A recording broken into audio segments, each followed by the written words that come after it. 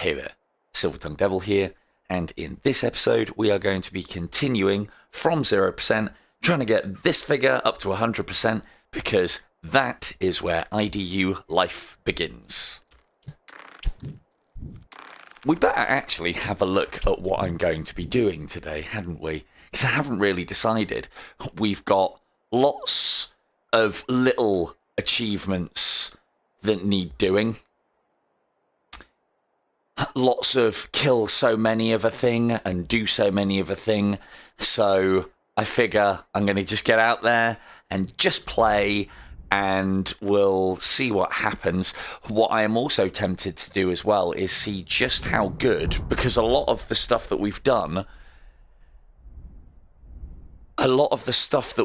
as far as upgrading arrows and getting kills for arrow things has been done through Fletcher, even though no achievement progression. Super bright. Come on now, this isn't true, is it? Silly boys and girls. But it does work. So, let us... And also, hello, Ali. Hello, Alan. Right, I'm done now. I'm finished. I can go back into normal mode. Hello, Alan. Hello, Shelley. Hello, Shelley. Hello, Alan. Right. So, and we need some masteries as well, and we need to escape some pits as well. And hello, Cynthia. And what else have we got to do? 1,701 ghosts. This is going to be a fucking entertaining stream, isn't it? Right, so let's take what we need, which is Blessed Quiver, because I'm going to be wanting to get kills. Let's go and check what we haven't got quick. You can tell that this stream has been well prepared.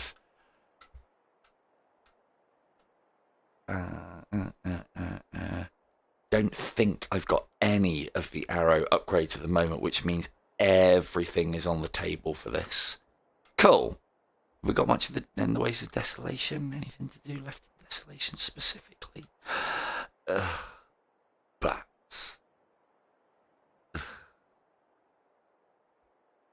Bats and bat headshots. Well, we need golden bats, so let's go and do that. So there's going to be a lot of stopping and starting and redoing, because playing through the game isn't going to do a lot for us. The achievements where you need to get distance into the game, we've got most of them. Bloody hell's that over there? Oh, is that the level? So, I've got my prescription lenses in. I have achieved full VR princess. Dumb. And everything is so clear. I think I did do the dodge bats, yeah. Everything is like crystal clear. And I don't know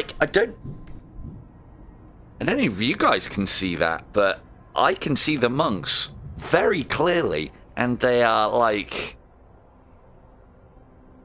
top of my finger, like from my knuckle to my finger, distant. See how good does this actually go? When does the mist kick in?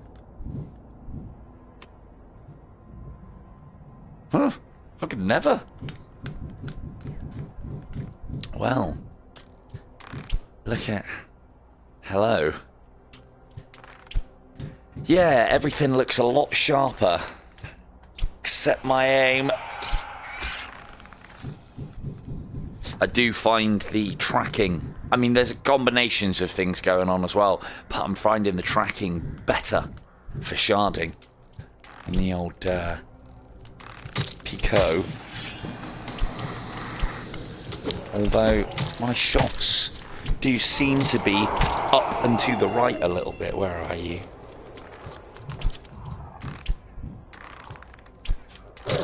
But that's what I found is I have to make little... Oh, there you are. You know when you've been tangoed. How's about you come about here? Stay around there. Yeah, cheers, pal. So if you ever want to know how to not get tangoed by screamers, that's how. Go up. Easy.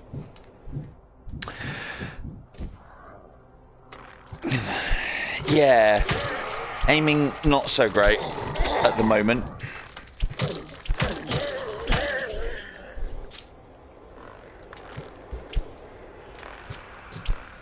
But it's, as I said, the reason I think is because there's a slight cant on the PICO controllers that isn't present on the Quest ones, and so I can accommodate for it, but yeah, it's going to make these headshots spicy or non-existent. Now we do need these. I hate this. I hate headshotting bats because it's a really difficult shot. However, it needs to be done. Damn. I think I've said before in my videos, I try and aim for, obviously, the face, because that's the headshot, but try and aim for the chin. Try and aim lower than you think, because I think the arrows are quite broad when it comes to a bat's face. Anyway. Ah. Yeah, up and right. Oh no, that one overcompensated, undercompensated, rubbish.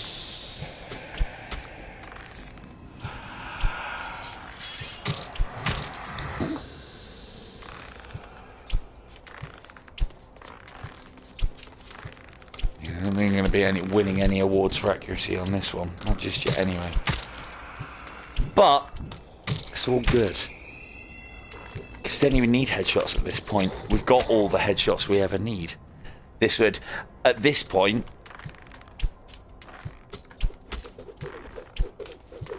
I know, right?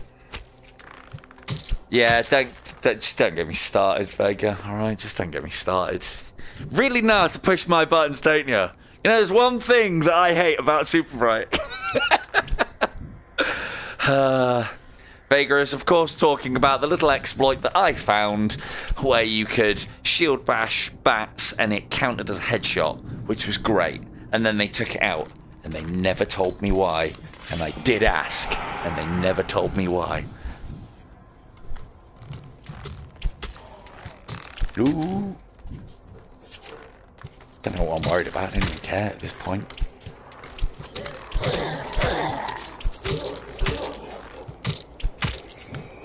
Oh, what flame? Oh, yeah. No. Flame arrows are... So, as far as arrows are concerned, normal arrows have what would be considered normal drop-off. Catalysts are considered a heavy arrow, as are like Holy Light and Incursions and so on. And so they've got that massive drop-off. Even a teleport arrow would be considered... For purposes of a... Well, I think there's somewhere between a heavy arrow and a normal arrow. And then for some reason, the element of fire just makes arrows lighter. And it changes the trajectory. Light arrows you can fire a lot further. It's one of the big problems with wildfire. Wildfire would actually be a good arrow. I mean, it's not bad, but it would be a better arrow.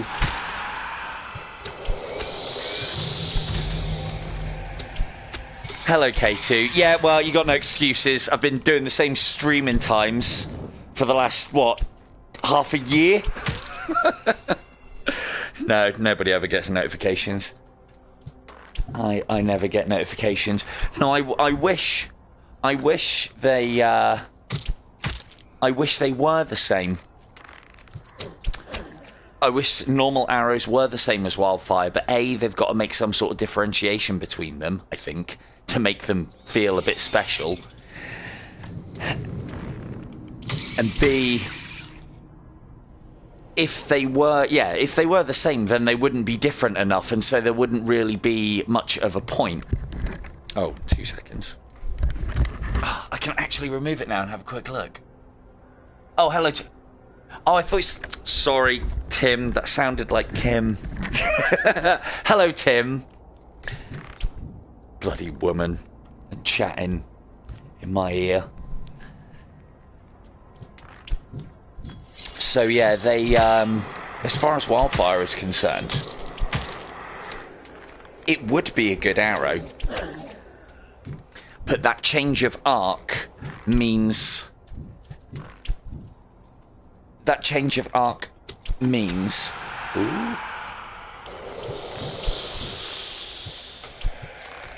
That change of arc means that then, whilst you are practicing to adjust for that arc, you are then doing so with limited ammunition, which is a massive no-no. Like, you know, you could spend forever in the day tailoring that shot to be able to hit headshots at that range.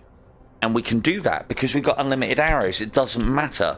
But if you had a limited resource and were trying to train your aim to do that, well, then eventually you're going to run out, which then means you need to pick up more.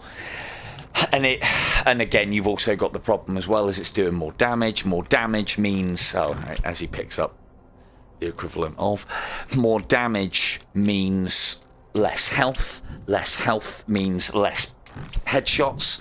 Less headshots means less points. So even if it was that good, it still wouldn't be that good.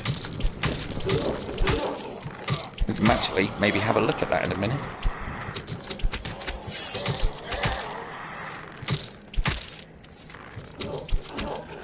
These are, of course, hellfires. They're exactly the same as a wildfire, except it fires 3. How special. Did I get ones down here? I think I did.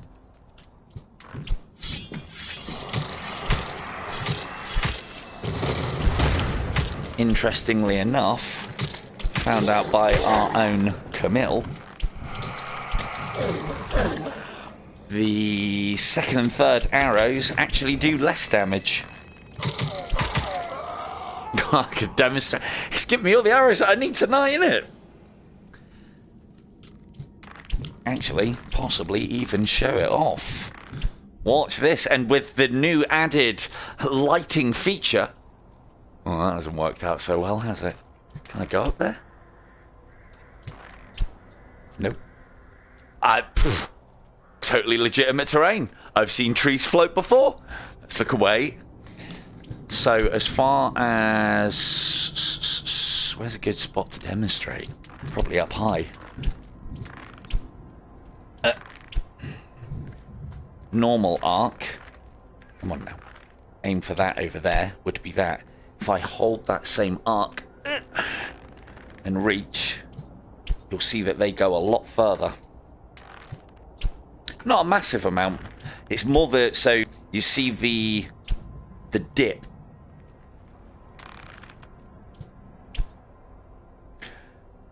You know what? There's not that much of a difference on it.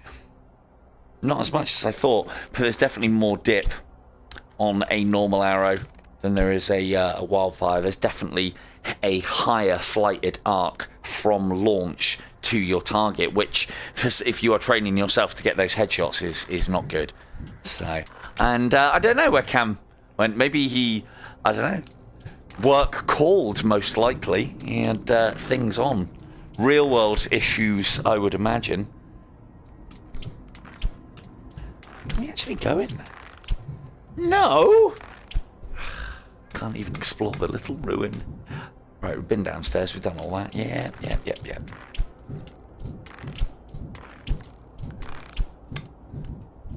does look quite glorious, doesn't it? I do like playing Desolation. Again, this is... Yes, yeah. Yes, and you have to accommodate for it. Is part of the problem.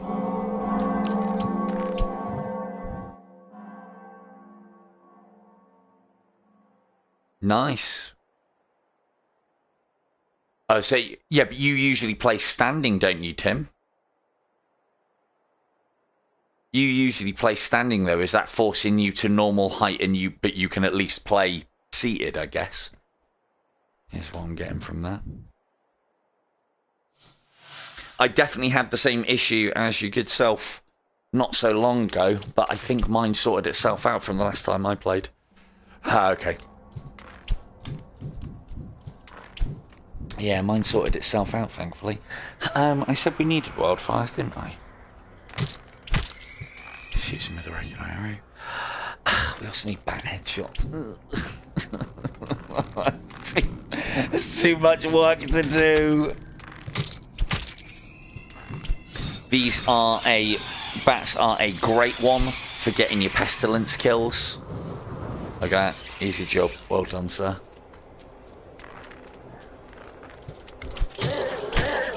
Oh, backflip.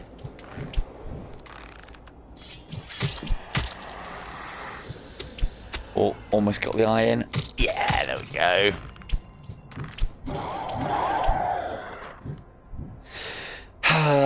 Just pretend that I don't have bat headshots to do and just do pestilence. Much better. Oh, good job he drew a sword, otherwise he would have been headshot easy. Wherever you gone.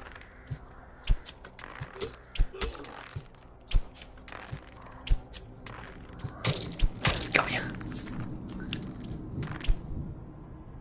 Come on then. Come on. So yeah, as I was saying, I've got the old lenses in now, which for those of you who are not familiar with that or don't wear glasses and VR don't really mix, in my humble opinion. There are things such as glasses spacers, but it does then mean you have to accommodate that within the headset, and it also pushes you away from where you are supposed to be. Having lenses in just makes things a lot more convenient as well. When you have glasses, removing a headset whilst your glasses are in to say, I don't know, check a screen because the wench that is translating your chat for you just can't pronounce words correctly, it then makes that a bit of a pain in the arse. So, and what I found is now that I've got them, I'm not having to adjust at all. I'm not having to mess around or move my headset. I've said about the PICO having that a much bigger sweet spot than the Quest. But if you're constantly having to adjust your head because, steady, constantly having to adjust your headset because things are very comfortable, all the sweet spot in the world is still going to get ruined. Missed a bit super bright. And yeah, it's just all very, very comfy and very, very crystal clear. And as I think I've said previously as well, one of the things I can now do is actually stream Desolation in all its glory. I've tried streaming it before, and although you guys can't see it on your end, it's actually quite choppy. For those of you who would have been around for one of the streams that I did, where in the after party I went and played Ghosts of Tabor, you will have seen that because that game is, and it's all because of, you know, these companies pushing what is in essence mobile gaming on your face to high levels. Just let those deal with it. No embarrassment today, thank you. Well, maybe from you. Maybe definitely from you. Come on now, take a headshot. Take a headshot for your old friend.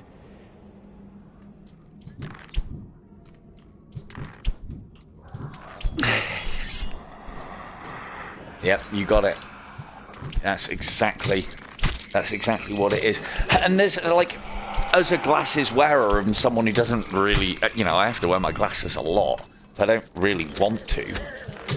As the phrase that I've coined is that when I play VR, I get to feel like a real boy because I don't have to do anything to correct my vision. I literally put the headset on, just like all the other boys and girls, and just play. Don't need stupid glasses. Yes, I know that glasses are technically inside the headset and on the, as part of the kit, but you'd never know. You never know. Yeah, there's a lot of advantages to lenses, and if anybody corrects their vision with glasses,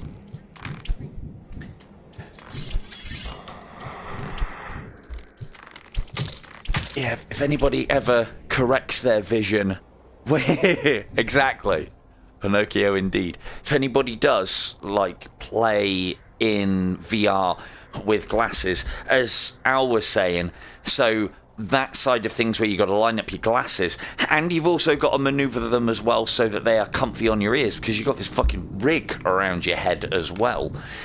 And so you've got to line up your glasses and line up the lenses and get that sweet spot and get it all together. And yes, some of the times it can really feel like thread in the eye of a needle, and you can never get it.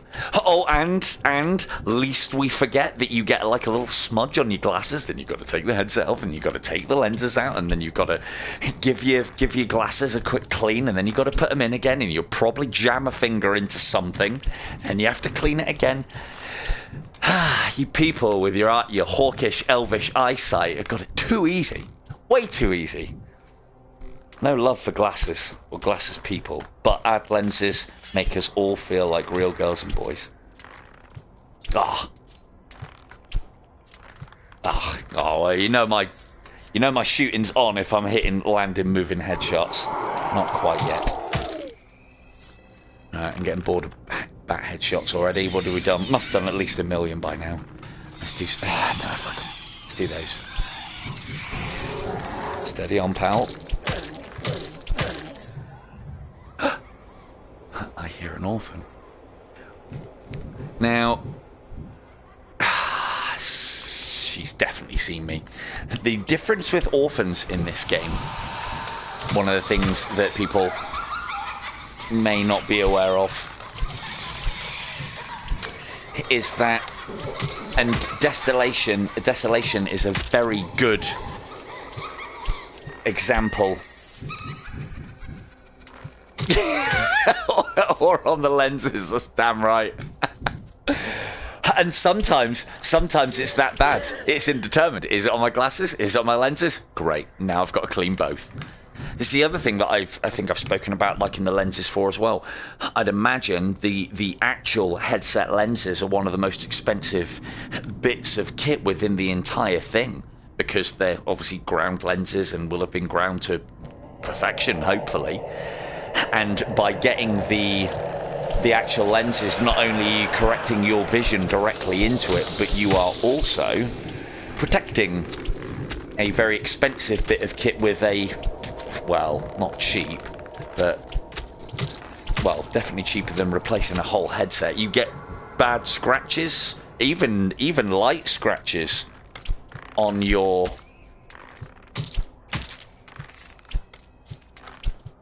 Even if you get little scratches, and a couple of them, you'll start to see them.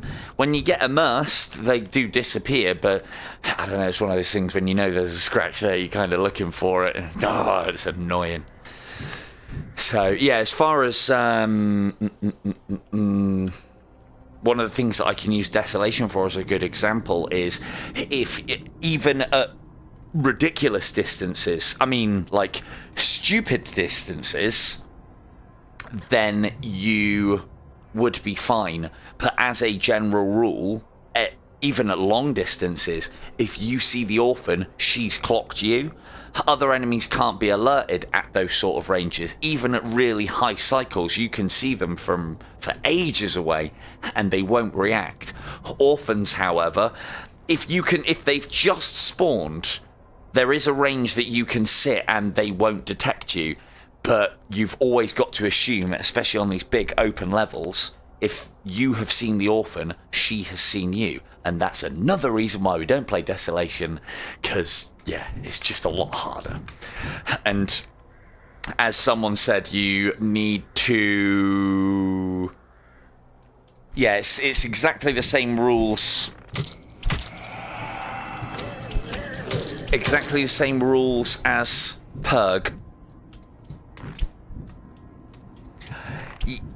Yeah, you have got it hard, Al, but it is very much a convenience thing, and I know how good it is, and you know how good it is. So it's one of those things, isn't it? That was a good headshot. Applaud the good ones. Berate yourself for the bad ones. Damn.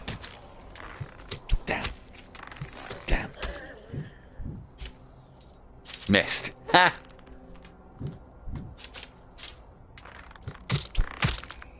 Oh, excellent exit, sir.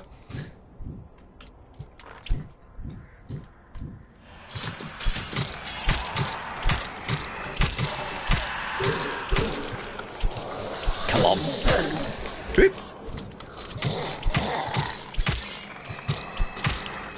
Yeah. Let's finish up this area quick. Don't even need to kill any of this, really. Need to be, that's a point. Yeah. Yeah, arrows. Use the arrows. That's what we're fucking here for.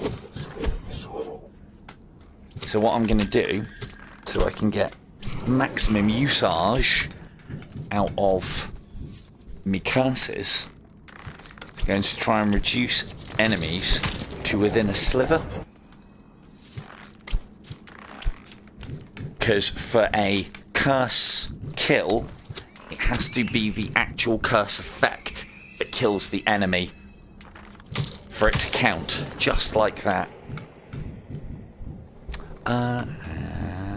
Where's he?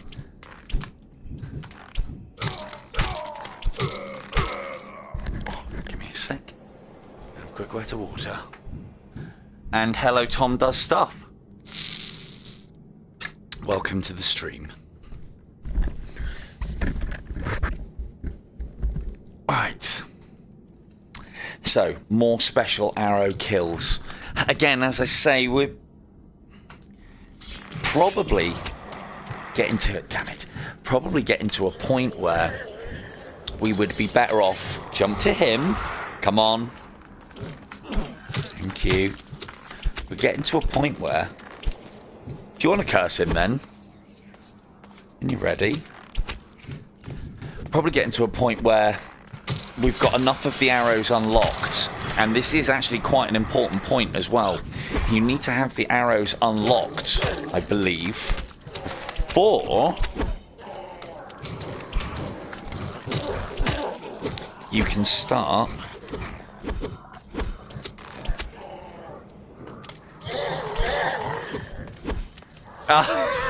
oh, that's not just Tom, that's Tomo! Hello, Tomo. How we doing, mate? So...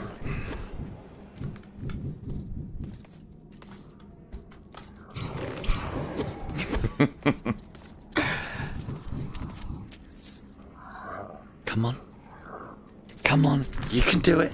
Come on, Cuss. Get in there. Get in there. Mark, I'm sorry if I swear, but it's gonna happen. I'll tell you now, it's good parenting, if you ask me. They'll know, as long as they hear it and never repeat it, it's good parenting, Mark. Good man, good lad.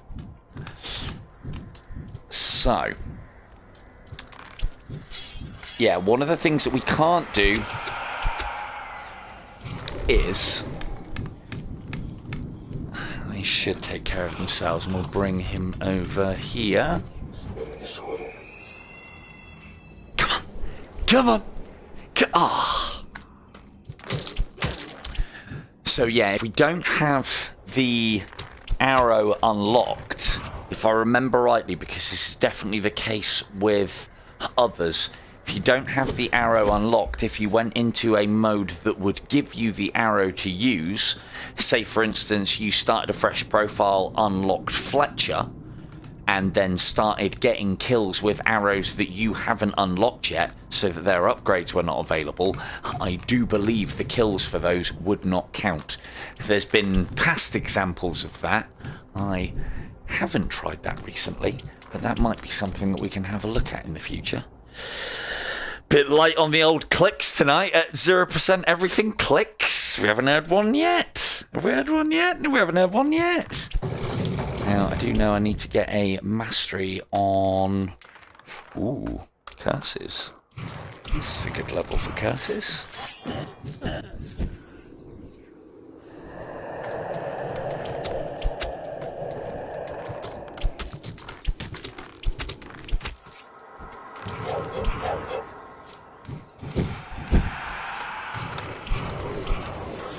Oof. This is a very good level for curses. Curses are great, especially early game, and especially when you can get the upgrades for them. Ah, almost had it. Curses are great on the earlier levels. The problem is, Curse's greatest strength is the fact that it can travel between enemies. Its greatest weakness is that as enemies get stronger, they have less health. If an enemy doesn't die to Curse, then the Curse doesn't spread, if it survives it, so to speak. When we're in the lower cycles, this is... yeah, well, it is Curse of God, so I suppose it is a godsend, right? But, like, for instance, if I was to curse that guy, he has enough HP, and Incubi has more than enough HP to actually take the entirety of the curse. No. And so because of that, it won't spread. And so the thing that... its best feature, in that it can ping around a load of enemies, is completely wasted on anything that has higher HP. Where did you come from?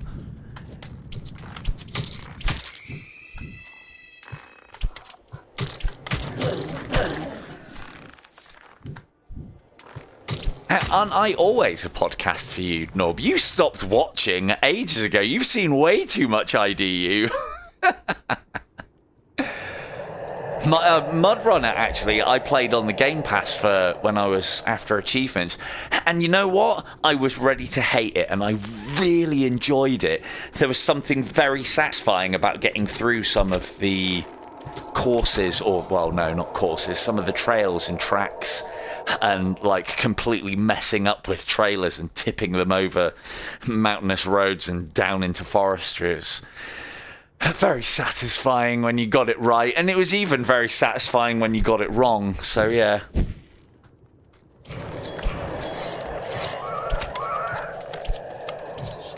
No, it's, no, great game. Great game. It's like a ice one as well. If I had all the rig, and if the Quest could handle it, the Mac in VR's got the whole driving rig set up, and I would love to do something as mundane as one of those Eurosim driver things where you have to get from A to B and travel the country, and it all sounds very boring, but there's lots of games that sound very boring and all of a sudden are really good. And that might...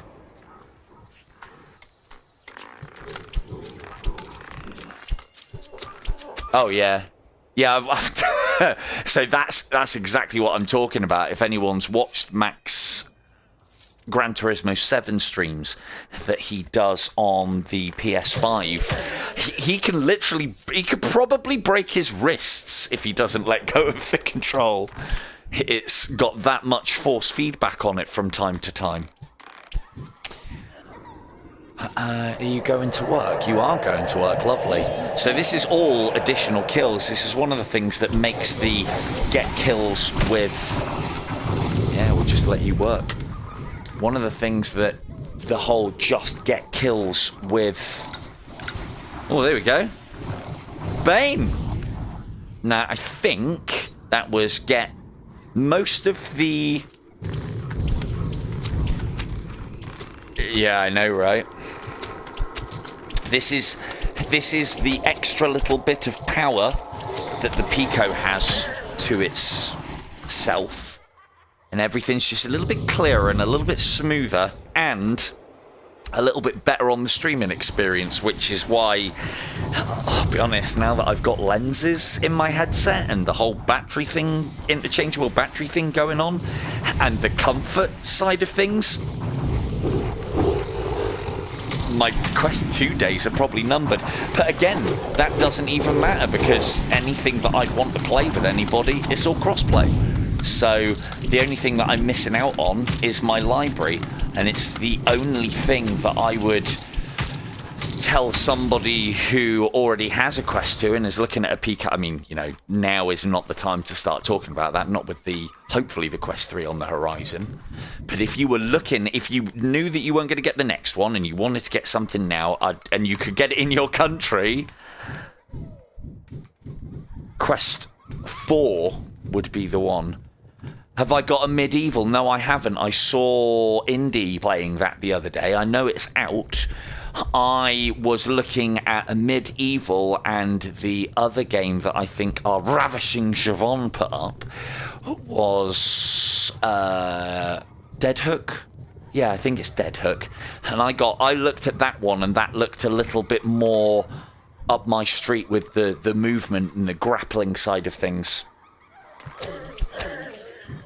And so I went for that one. As far as the game that I was going to go after. So if any of you are interested in Dead Hook, haven't got anything finalised yet, but I've asked them if they would like to do an introducing stream with me, and if I can have the game a little early so I can get, well, mediocre at it. So it does look like it's going to be quite a skillful little game. You can have that. And hopefully I'll be able to get some free copies to give out. Most likely, I don't think it's on the PICO, definitely on the Quest. What was that sound? I heard a sound on my phone. I have no idea what it was. Never mind. But yeah, I was watching the medieval. I was watching Indie stream it, and it looked like one of my favourite Doom-esque games, which was, of course, the awesome Hexen. That was very much up my street. Well. Oh, I thought it was a skeleton. Was that making the noise? Right, we need to put a hit in him, otherwise the curse won't finish him off. You do your thing there. We don't actually... Oh, actually, no. Bane's the kill so many at a time, or kill so many with the same curse, if I remember rightly. Maybe. We'll have to check that out in a minute. I don't think we've got the numbers one. We haven't done enough cursing for that to be a thing. Come on, jump, jump. Ugh. To be fair, getting the one that's about getting kills with the curse is much easier when you've got the one that increases its range. And I think the one that increases its range... cursed. The one that increases its range is the one where you have to kill X with the same shot, which I have got a video for, but we will most likely end up demonstrating in this very stream. Are you going to die from that? I think you are. Lovely. And what about you? Yes, quite. Belly flop. Yeah, I know, right? Yeah, crossing rivers and slewing through those banked mud flat things where it's all wet and squelchy with something that really shouldn't be there, like a truck with a trailer. Ridiculous. Awesome. Fun, though. Alright.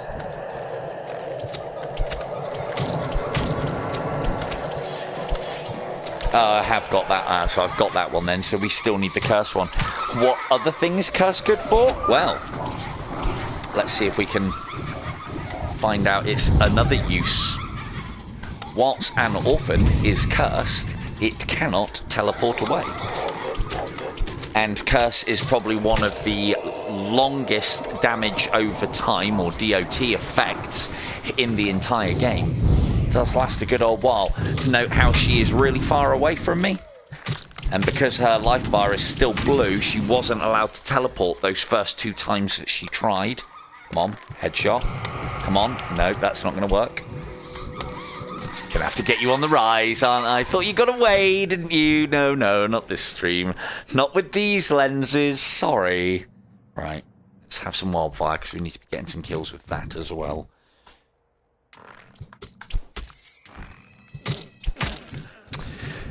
But yeah, curse will stop a orphan having the ability to teleport away when it gets far enough away from you, or decides that it wants to teleport away.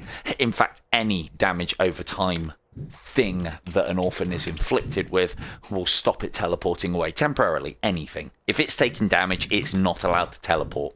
That is the rule. And also, if the player is too close, she's not allowed to, or say teleport, she's not allowed to ascend. She's not allowed to escape. That is the rule. So, and yes, thank you, Cynthia. So now I know which one I've got. So if I remember rightly, that's the one that I can't even remember what half of these achievements do. I'm just here I just work here, man. I don't even know what any of the things do anymore. I'm just here to get them. I can't remember.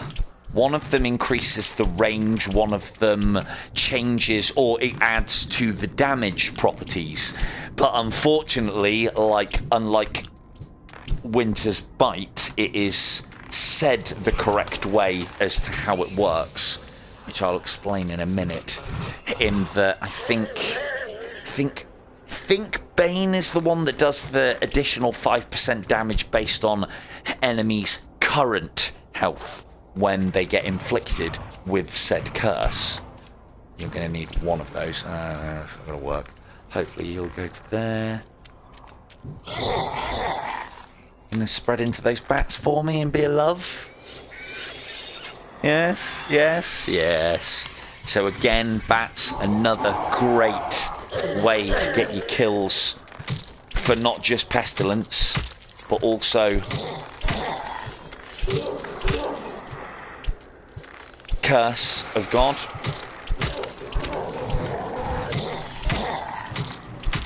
Oh, so it is the longer one. Thank you, Cynthia. I thought it was the other one. So the one thing that I would say about Curse if you are looking at upgrading it is go for Bane first. And I can show you a fantastic area to do that on, which would of course be the little, what do you call it, the little room before you descend down the stairs to Anakin's lair. And you want to plant a curse, gather up all of the abominations, and then on cycle 1, and then just plant a curse arrow into the wall next to you when you are stood in one of those little archways where the enemies can't get to you, and then just let curse do its thing. It's also a good place to get the kills as well. Anywhere on cycle 1 really is. But, in particular, Desolation is very good because it has large groups of enemies that do not take much to put them down, which then means that you can put one of those down and get decent value out of it and not have to do a lot. Although we know another place where we could do that. Right, chat? Right? Know another place that we could do that, where we could get lots and lots of kills for Curse.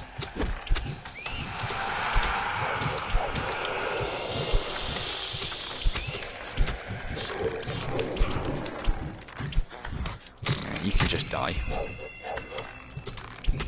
Hello, Momenty. I do really like Curse as well. It's a great arrow, and I wish you could use it more. It was one of my favourite arrows during those community events for obvious reasons. Who are you shooting at? Yes, that's right, Vega. Well done. Cookie for you. I don't think we'll have to. We don't need that many, if I'm honest.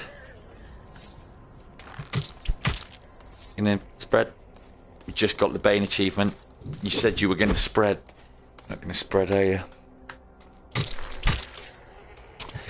So, what we got left? Nothing much. Now, we can use... Let's just bounce around here a little bit. Let Curse do its thing. Where have you come from? Okay. We could use Anakin to do a bit of work with Curse as well, but the problem is, more often than not... Sucks to be you, pal. Don't take the Curse with you, though. No, leave it up here. That's right. You guys are all really good with this Curse, aren't you? Bye. Any more? Curse? Come on, Curse. I don't even have to do any work. What a great stream. What a terrible stream to have a curse. So we can't really do a lot of work with curse on old Anakin, because what will happen eventually is the curse will run out of bodies to inflict the curse on, and so will then jump onto Anakin himself or just peter out, which basically then means that we can't get what we want to. And if it goes on to Anakin, because it won't kill him, or if it does kill him, then everything obviously stops spawning. Let's see though, we can get a little bit of work, can get a little bit of work done with it. But the reason why Asmo's so good is because his last 4 Cupids, and yeah, now Asmo will be, Anakin will be probably the most likely the closest target in a minute, and so the curse will jump onto him and start and finish on him, and so not spread, which is a bit of a bastard, but well, there you go. It's blue barred now. What you can do though is once he is inflicted, he can't be inflicted a second time, which then means that your other curse can jump around and go to work. Sometimes. But then of course as soon as that curse ends, this one will latch onto it, and then we've got the same problem again. So yeah, not a great one. But with old Asmodeus, because he has infinite numbers of incubi,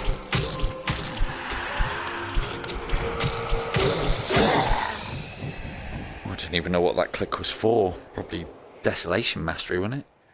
Hey, did it without taking a hit. There you go. Wasn't even trying. One of these.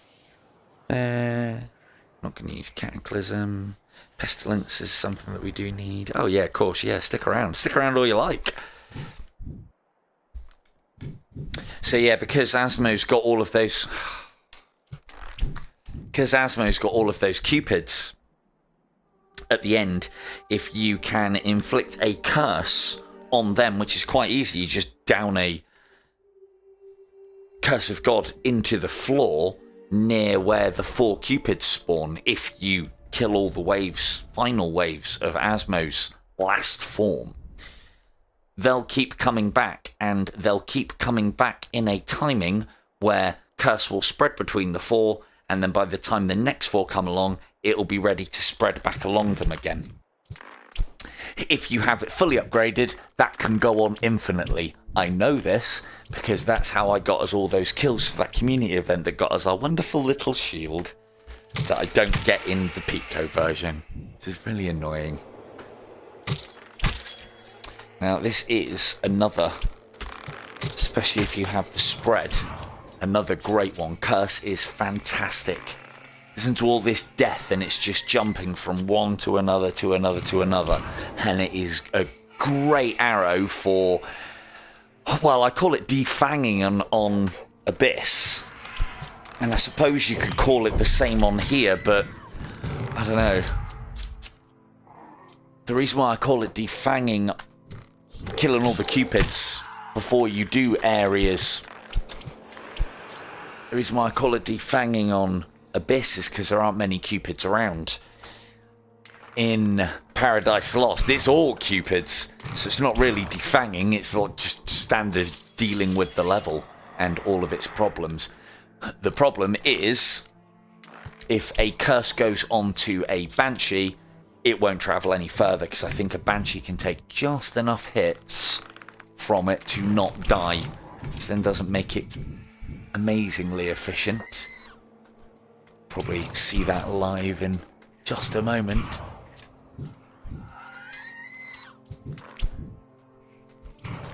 Put some curses down. See if we can get some spread. Go on, jump. There we go. On the new one, I haven't got a lot at the moment, as it happens, Tomo. I've got Fruit Ninja 2, and what else did I get the other day? Some other games that aren't really... Oh, I did get Battle Group VR, which is a game that is right up my street, actually. I don't know if it'll make a good streaming game, but it's kind of like For those of you who've watched me play something like Starlight, Eternal, kind of like that. Fruit Ninja, indeed. I haven't got a lot on the PICO at the moment. The reason being is because I've been told by the good people at PICO to hold fire because they're going to basically give me all the games, which is good for all of us, because that then means if there's ever a game that anyone's wondering about and wants, I don't know, not necessarily an opinion on, but whether I would bother getting good at it or not, because that's usually as good for me as an opinion, then yeah, it just gives us a wealth of games to play. And the other thing that I like about that as well is, well, the PICO is an Asian headset, and what do we know about Asian developers? There are some fucking weird and wonderful games out there, and you'll never see them on the Quest. There's a lot of fun to be had with streaming those sort of games, let me tell you now. I've already got my eye on one or two. We're not talking like bishy-bashy special levels of greatness, but if anyone's played bishy-bashy, you'll know exactly what I'm talking about. However, there are some games that have definitely piqued my interest, and so I am just waiting for my account to be unlocked now. But at the moment, what they're doing for me is they're basically giving me a pick and choose of any of the games that get released each and every week. Oh, I was beanie worthy that one. I wasn't even trying for the headshot. There are a lot of games on the PICO, and they're probably churning out new, or not churning out, they're probably putting down new titles, or more new titles, at least the same rate, if maybe not even a little bit faster than the old Quest. So lots of new stuff. PICO might be... Oh, ow! Making me look like a fool, an uneducated fool here. I should have been all over that. Yes, ow.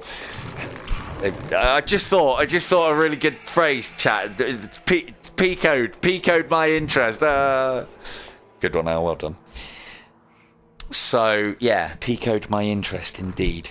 But there's lots of little strange games, very strange little games, and yeah, we'll definitely be able to have a good laugh. Hopefully not at their expense, but probably because we are not Asian, or I'd imagine the vast majority of us are not, at its expense.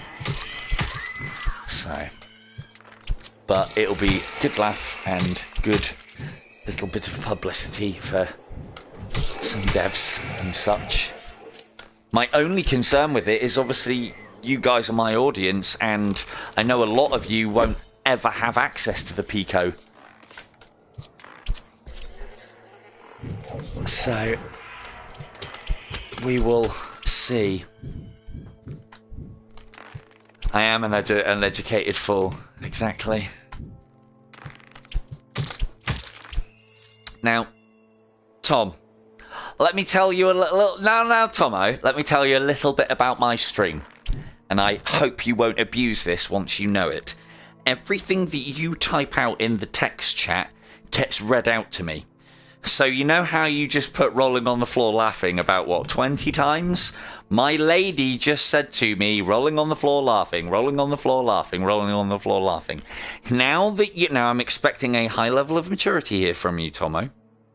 And now that you know this, you now have the power to not abuse my ears anymore.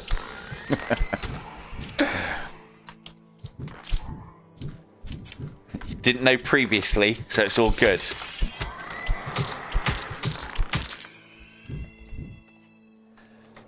No, it's not. Which is a shame, really, because it's the one thing. It's the one thing. I want the PICO to do well, and not for the reason that you would think that I'm some kind of sellout for PICO or something along those lines, but because Quest needs competition. Because if things don't have competition, they don't innovate. look at what they did with the meta quest and the metaverse, and how they've just tried to ram that down people's throat. And the reason being is because, well, what competition have they got that says that they need to do any different than push their own agenda, or try and push their own agenda? They haven't got anything to compete against. I mean, that's not probably the major problem.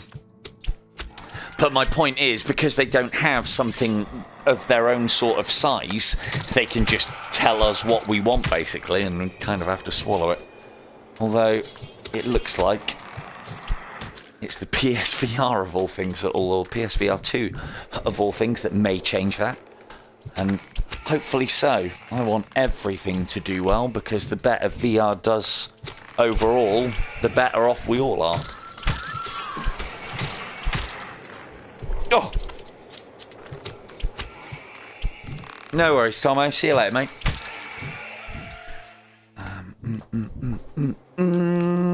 That looks like we're done. Almost made it. Almost made it. We need some of those. For those of you who are going through this very journey that I am, this arrow, Cupid's Wrath, counts as explosive kills. That then counts towards our cataclysm kills. That is quite an important factor.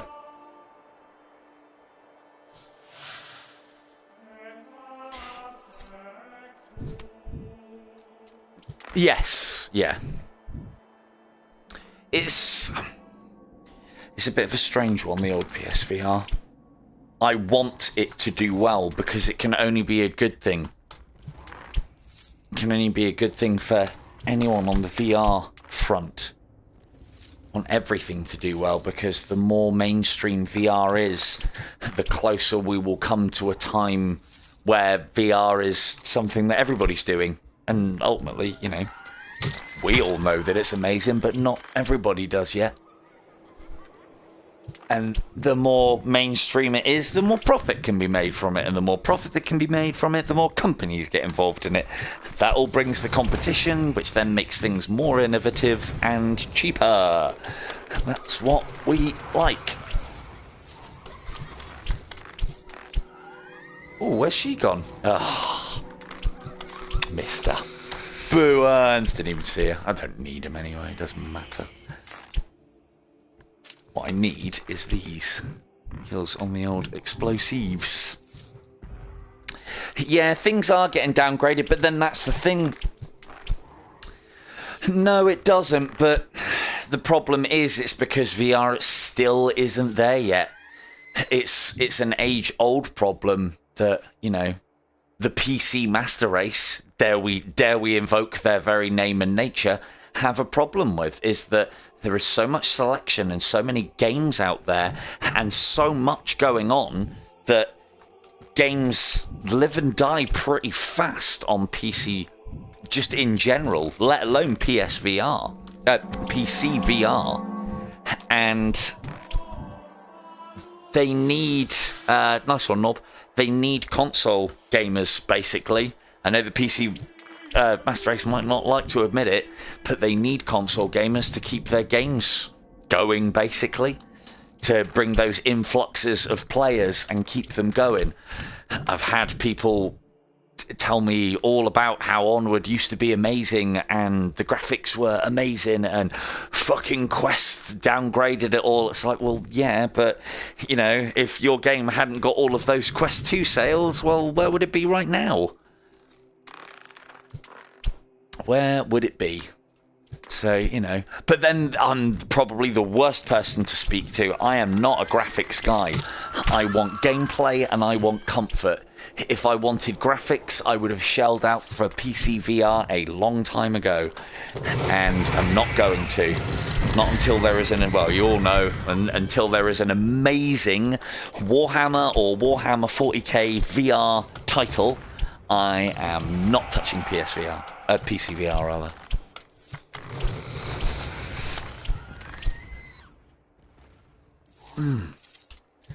Lovely little multi-kills there.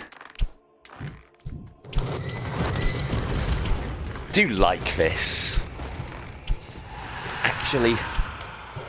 actually getting to use all of these arrows, because it's one of the things that I don't like about the meta as it is within In Death Unchained, is that most of the arrows within the game become so redundant so quickly that the only real time that you're using them is to unlock stuff, and then when you're done with that, you never get to use them again.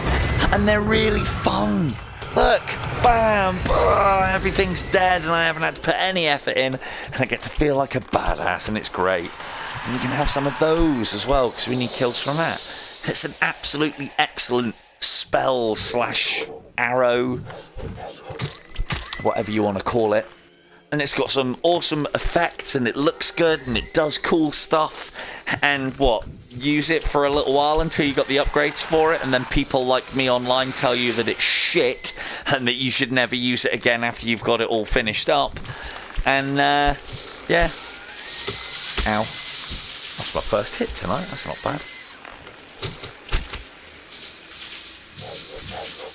Thank you, Mr. Fish. See you later, mate. So yeah, I wish there was a reason. Again, though, it's one of the reasons why I absolutely adore Fletcher, even though I play it the wrong way technically, or play it my way, is that, you know, you get to use all of those cool arrows again.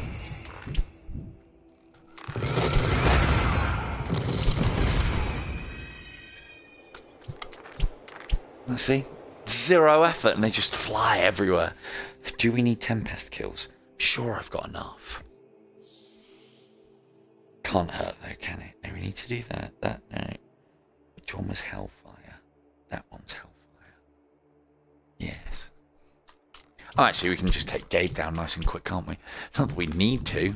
I've took a hit though, as well. No mastery on Paradise Lost for me. I think we got all of this. The one thing that I did during the end of another stream is, what was I doing? It's when I was doing the leaderboards on the old PICO events, and I quickly jumped through Purgatory, Paradise Lost, and Abyss and perfected them. And the way that I did it was literally just skipping through the levels, getting to the bosses and killing them, because that's the way. Nice quick way to defeat Gabe for anybody who's on Cycle 1.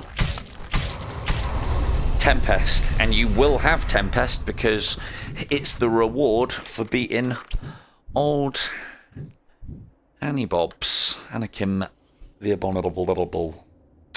So let's go that, because we still need some curse kills. Let's go that, and yeah, need the lightning. Bring the lightning.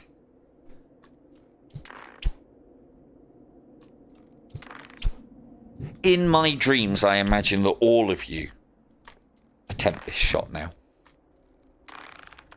My wildest dreams. That's not it. It's not it at all! Stupid bloody roof. So, we'll whiz through the Abyss. Wonder if we could use... There are some good places that we can use Ball of Lightning 3. Not as efficient as I would like, but we do need kills on all of these things. So what I'm showing you is very much the old school method for all of these all of these sorts of things, in that I would have said the more efficient way to do this and unlock everything is, of course, doing it through Fletcher. Don't see why you wouldn't, because that's going to give you all the arrows that you ever need. You're going to just rattle them off. Even if you die, it doesn't matter. You'll still be getting kills with them on a lot more regular basis, and you'll never run out of ammunition, which can be one of the big problems with trying to do this. Now, here's somewhere... Oh, hello. Ow. Oh, breathe in. There we go. taking all the hits now. Good old Abyss. What a level. What a great, great level. No, we don't want a holy gun. Thank you very much.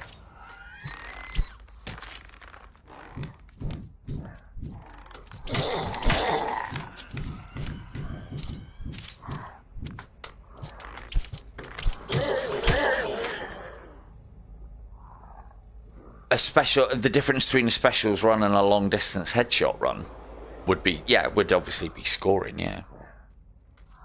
If I understand you correctly there. So this is a good place. If you can make sure these guys are coming, is setting up your lightning here and then letting things walk into it. The only problem is they have actually reduced the spawn rate of the abominations from here, so you won't get as many kills out of them. Your best bet is to stand up here, wait, hopefully without getting shot. Look at you! Wait for him to spawn a handful and then move into position. Place them down. Another thing to note with the ×3 lightning variety is if you fire it too close to the ground in front of you, it actually only casts one. Oh, a lot. There would be a massive... Sorry, I thought that's what you were asking, Al. I was going to check. There would be a massive difference between using specials and going for your long-distance headshotting. Because when we're using specials, a lot of the specials would not and cannot target the head. Like, for instance, Tempest can, but that's not really how it's used. To use Tempest efficiently, you don't want to be targeting the heads either, really, because you want to be, well, let's face it, you want to be using it to take out Cupids. That's what people do with it in their early IDU careers. And then the training wheels come off and you start hitting your shots on Cupids, and all of a sudden Tempest is not an arrow that you need. But it would depend on the arrow. If you had something that was capable of getting headshots, even as bad as like Divine Sight and things like that, and we all know how reliable that is for getting headshots, the difference would be massive. Now, the only thing that I would say is if you did use something like Divine Sight, because it isn't just about the long shot, headshot, special game. The other thing as well is the thing that you'd be using to use the long shot headshots, you have unlimited of, whereas you would very most likely run out of the reasonably quick killing and decent scoring arrows quite often. Yeah, no worries, Shelley. Thank you for joining us. You would so I suppose the best way to describe it is long shot headshots is going to be a lot less risky and doesn't require anything. You don't have to do anything special. You don't have to get anything or pick up anything. Here's another good area as well. In fact, this is an even better area for it, for putting down those. Well, it used to be. Yeah, there was a time not so long ago when they used to regenerate and they don't anymore. Because it was a scoring exploit, basically.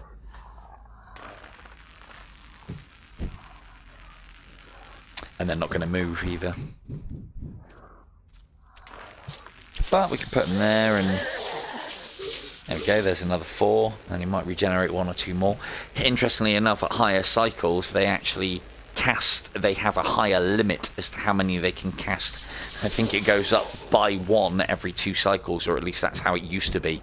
So a summoner could cast 5 at a time, let's say cycle 3 and upwards. We'll do a few of these.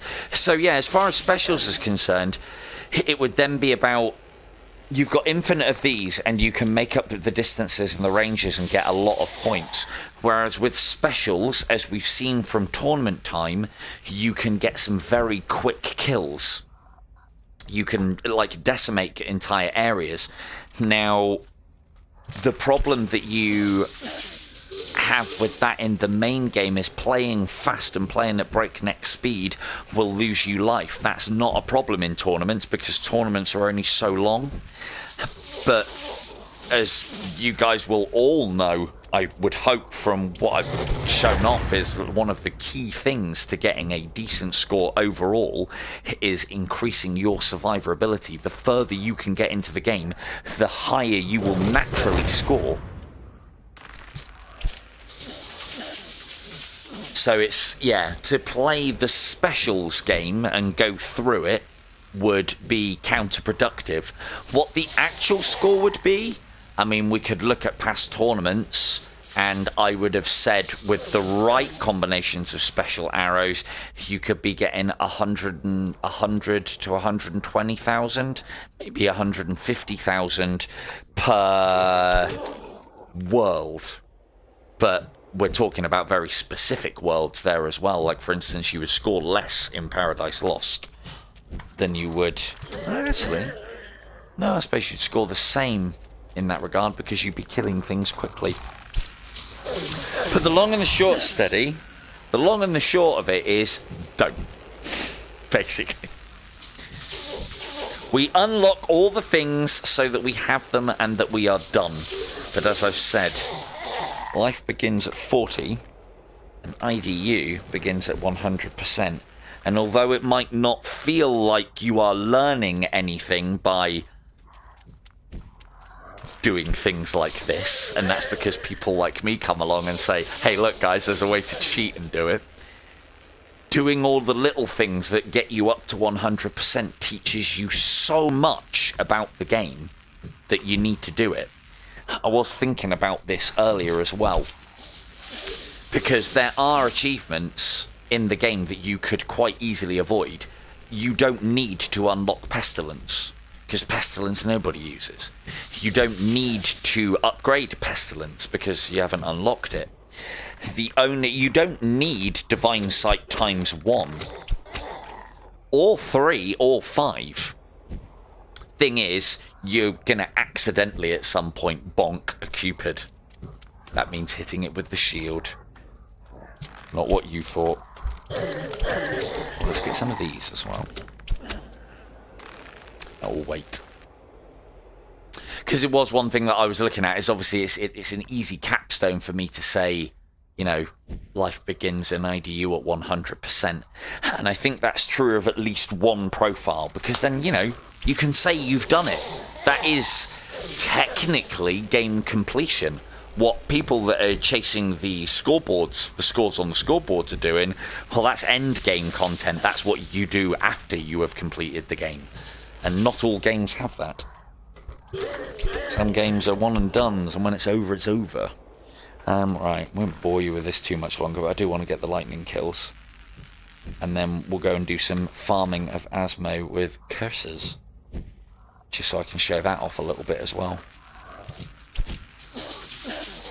Quite a chill stream, really. Just sit here and let the lightning do all the work. Good evening, Sean. No worries, mate.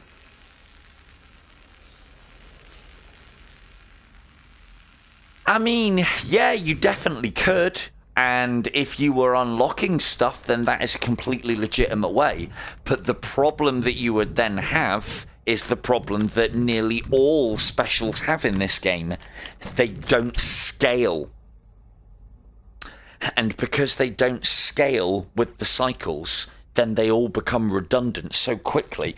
Part of the reason why Winter's Bite becomes a super relative arrow throughout the entire game is because it scales based on enemy health. And enemy health is the big thing that changes between cycles. Ooh! I do love that sound effect.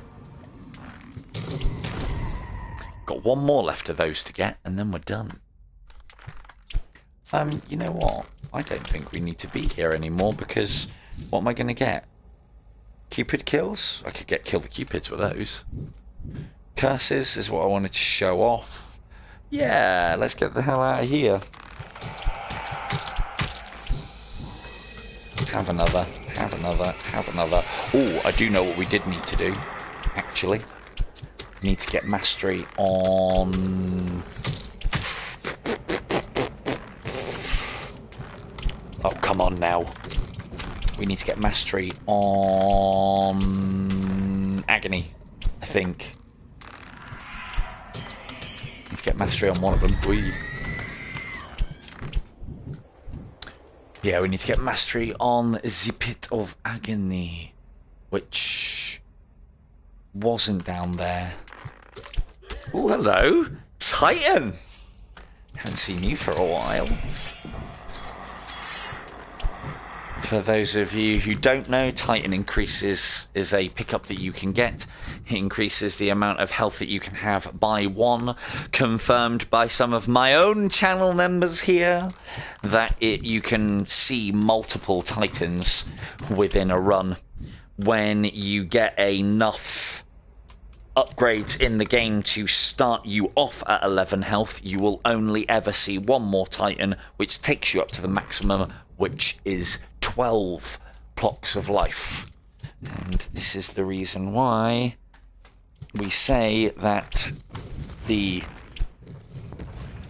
amulet that I just picked up, see, it's all looping into a point. Ah! The amulet that I just picked up is completely useless because you are then wasting a slot, as far as amulets is concerned, that could be doing something that you can't do within the game. Unusual Fortitude gives you +1 health, so it basically puts you at 12 blocks of health from the start of the game. I mean, you're definitely going to find a Titan within the early cycles, so that Unusual Fortitude is fucking useless. The thing, do you know what the most annoying part of it is? We'll take that curse. Is there anything about? I don't think there is. There's nothing left, is there? Probably wouldn't home in even if it was. Go and use these up and we'll go and use curses. One thing that would make Unusual Fortitude actually a relevant and really good, or not really good, but at least a valid choice would be if Unusual Fortitude could increase the maximum health that you could have by +1.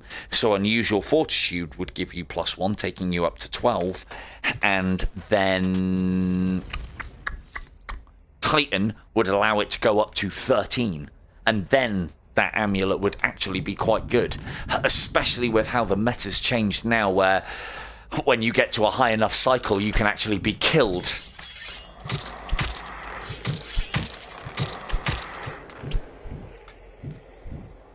Well, yes.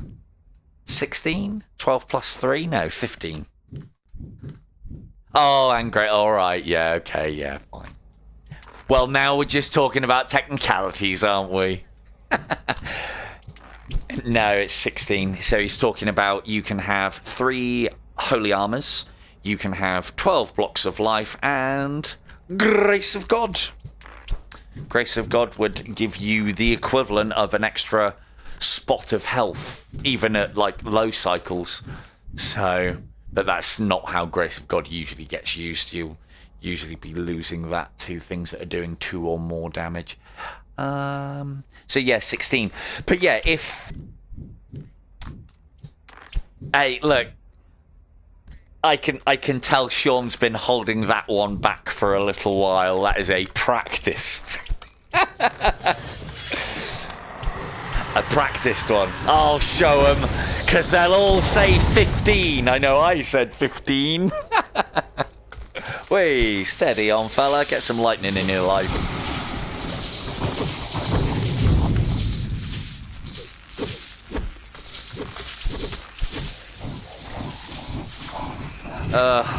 Tell you what, there's an arrow that I don't like doing this achievement for, or any of the achievements for.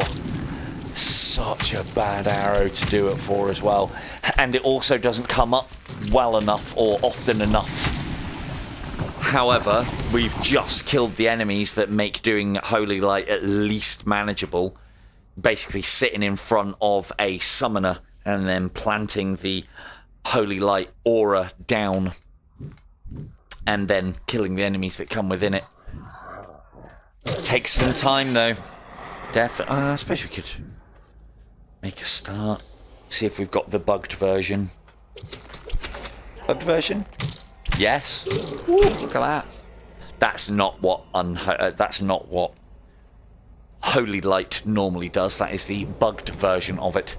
Don't think I've actually ever... Oh, I thought we'd done both bits. We haven't. Oh, all excited now. Show you how to farm on Holy Light.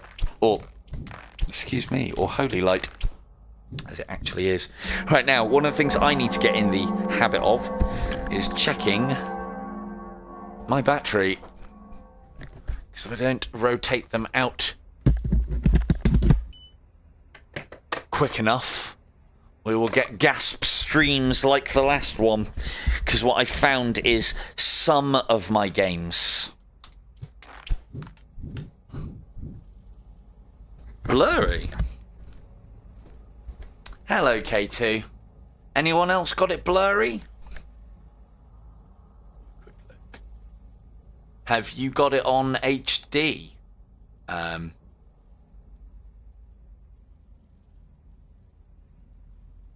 Have you got it playing back in HD, Sean?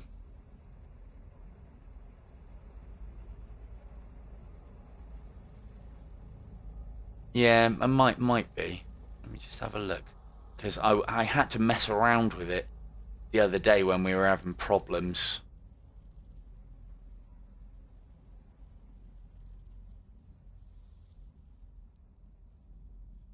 And I ended up taking off one of the...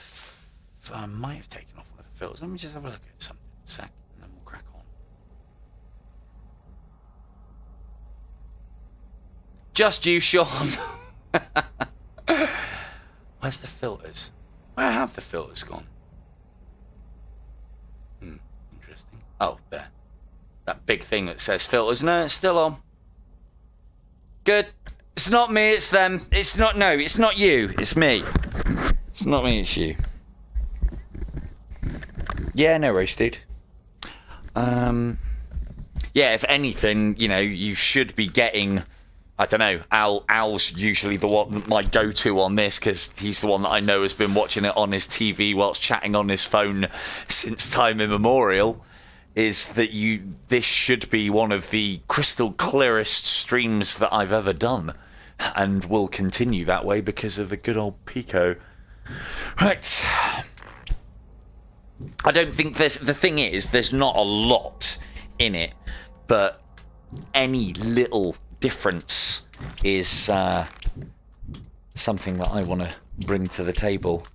So, and again, you know, spent the extras and done the bits and pieces to go on, travel. There we go. Any further? No.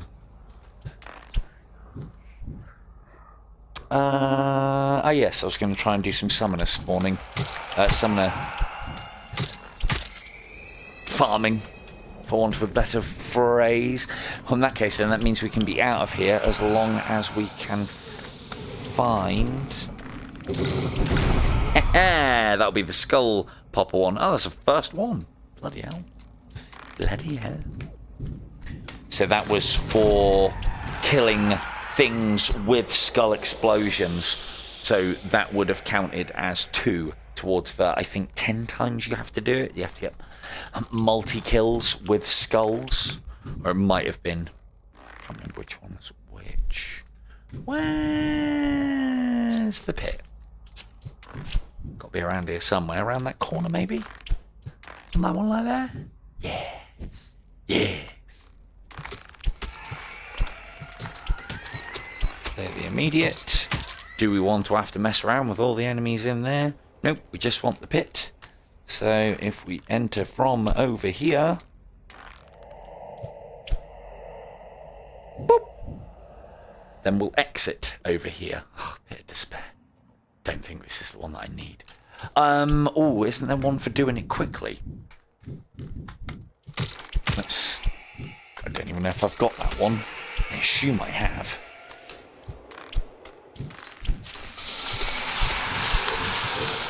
Try and get them both. Ow! Well, there goes mastery if I hadn't needed it. I think it was agony that I needed mastery for.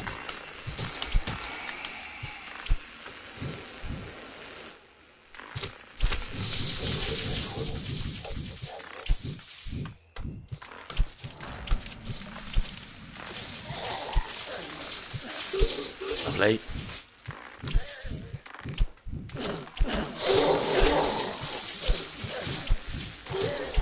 I would, of course, if you're going for the achievement that I think I need, you would, of course, use Wrath of God in this situation, just because it can do what I'm trying to do, I think, a lot quicker than what I'm trying to do it in.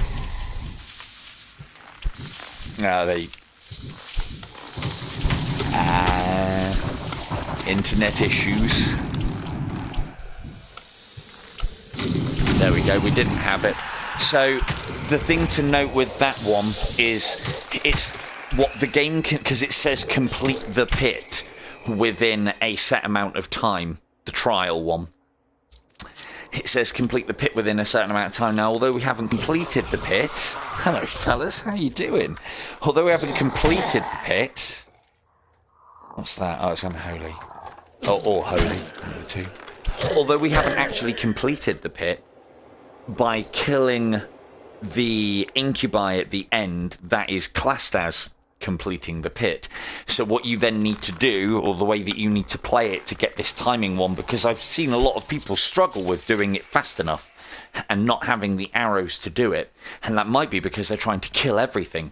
What you need to do is kill enough so that the incubi goes from his stone form, because if you skipped all the way through the level to here and didn't kill anything, you would still find him in stone.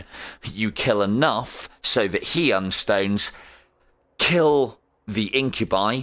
Once he's dead, the pit is then technically completed, even though there's still things left alive, and that is how you get the achievement. I don't know how you do that on a television. You should just have to have a look at settings.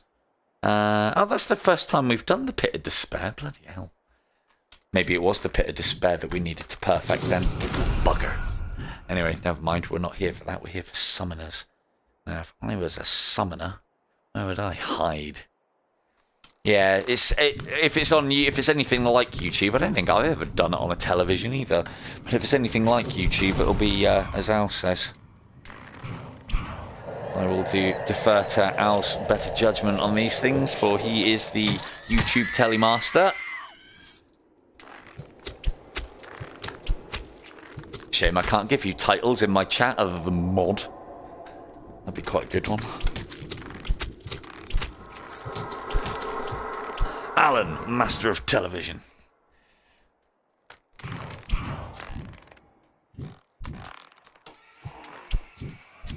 Yeah, I know it's the big old cog symbol.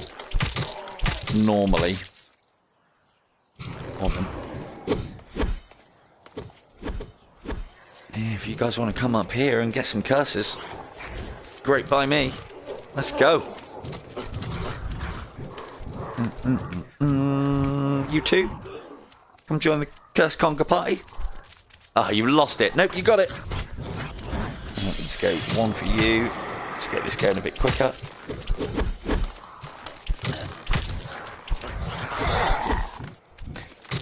Okay. Oh, you're going to need one too. Maybe a couple. So again, what I'm doing here is making sure that these guys are on low enough life so that they'll die. As long as they die with the curse, it counts as a kill, and then the curse remains and is then there to spread onto something else. I do wish that curse worked like Winter's Bite. I was talking about that earlier.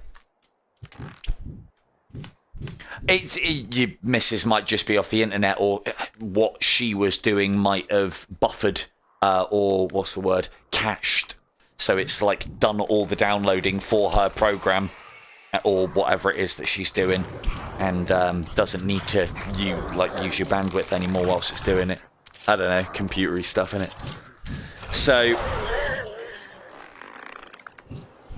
come on, spread.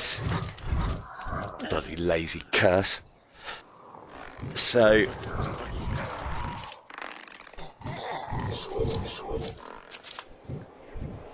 Come on, spread, spread. There we go. But yeah, even though Curse has something similar to Winter's Bite, the thing that makes Winter's Bite the most powerful arrow in the game is that it scales. And because it scales with enemy current health, when you go up against things that have got a particularly massive amount of health, the percentages of actual damage that it is doing to those enemies becomes ridiculously massive. The same is true as Curse, but it doesn't work out as well. It doesn't work in the same way. And on top of that as well, Curse has a similar amount of damage output to Winter's Bite without any of the good effects. It will take work to make sure that you kill a thing with it. And ultimately, what are we using Winter's Bite for? Well, damage dealing is a big part of it, but also slowing everything down is just a bigger part of it.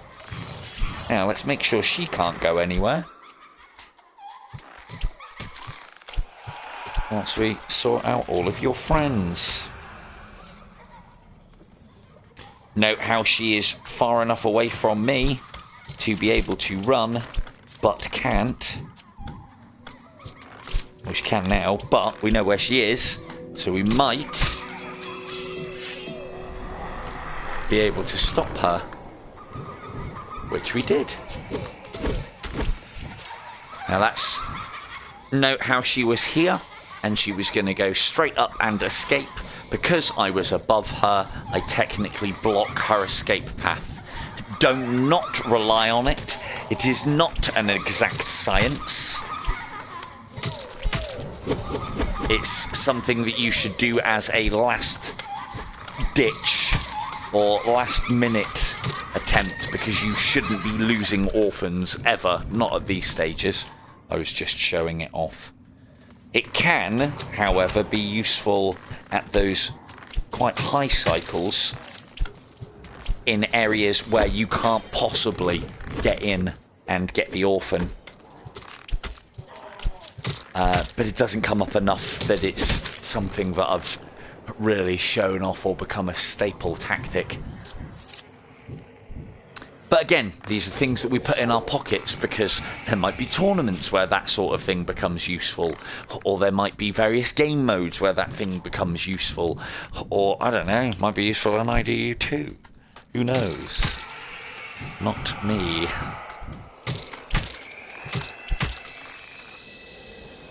Go on then, you can have some of that, eh?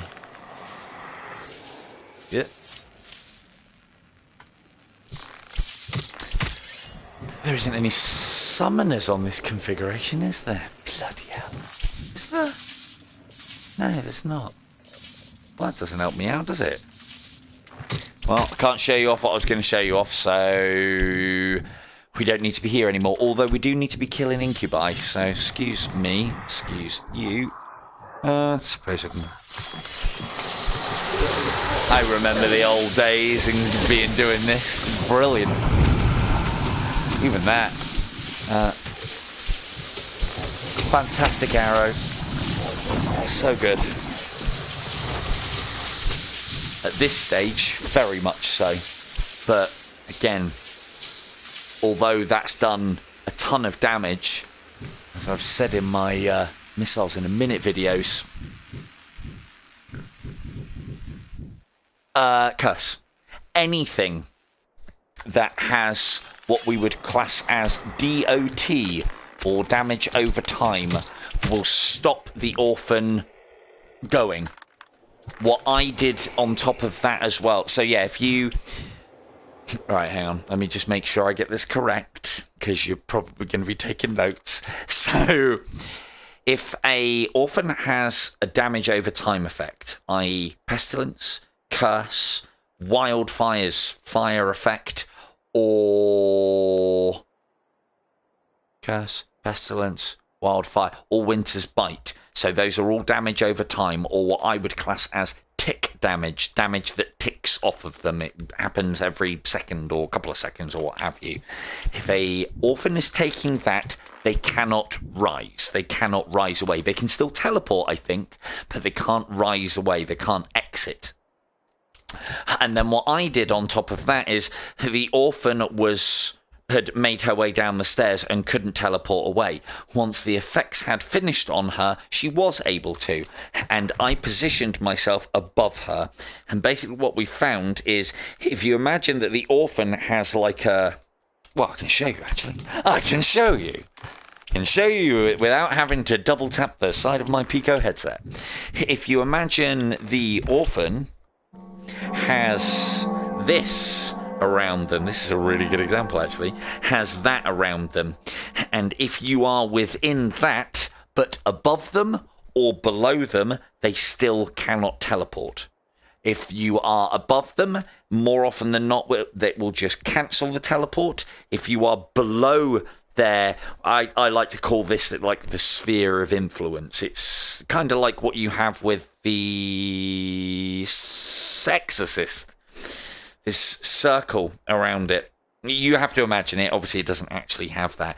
But like, for instance, if you imagine that an orphan has that around them, and if they, so say the orphan's in the middle, and if you are here and it teleports away, if you move into its sphere of influence, so to speak, then the orphan is forced to stop its teleporting away and either run or, more often than not, teleport.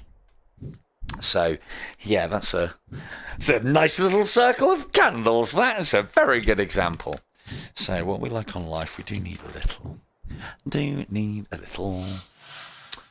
Could get some Tempest kills whilst we're at it as well. But, well, yeah, might as well. Because, again, there's going to be infinite enemies in just a moment. And what better way to get use out of it, because we need all of these things. No worries, Cynthia. Yeah, the thing is, both things are worth knowing but aren't really that useful. The teleport thing, you would be better off killing her than hiding above or below them. The below them's are not too bad because you could lure them into a relatively safe area to chase them around, or even above. They can sometimes teleport glitch and instead of leaving the level, teleport up to your level. And then again, that can make them easier as well. But the problem is, if you get it wrong and they're rising and you're not within that sphere, well, then they're gone and you've lost them, which is why it's not worth doing as anything other than a bit of a, oh, shit, and get above them sort of maneuver. As for the damage over time side of things, there's only really one arrow that is relevant to, and that would be Winter's Bite.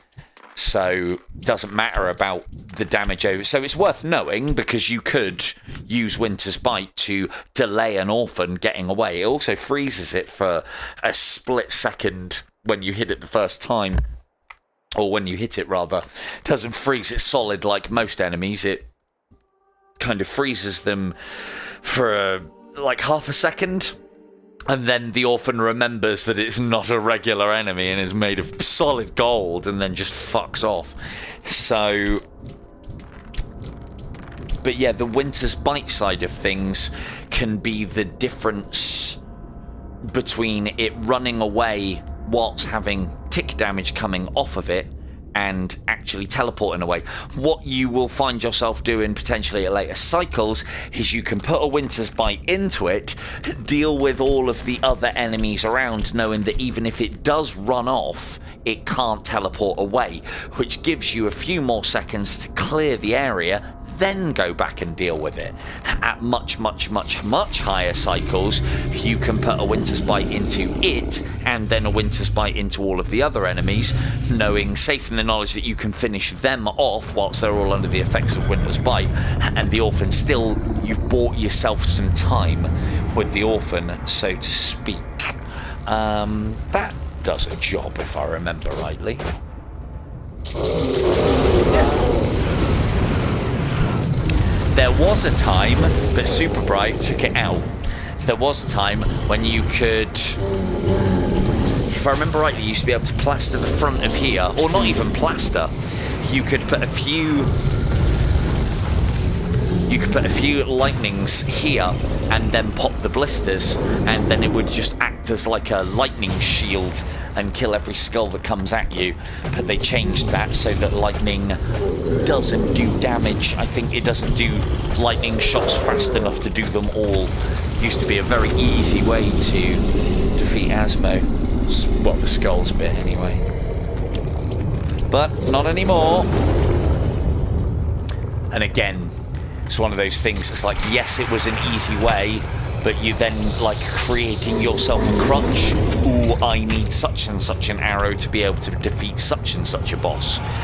And if that isn't how you're going to play the entirety of the game, you know, that mentality is fine when we're talking about things like Winter's Bite, Hand of God, and Volley / Cataclysm, because they have multiple uses across all sorts.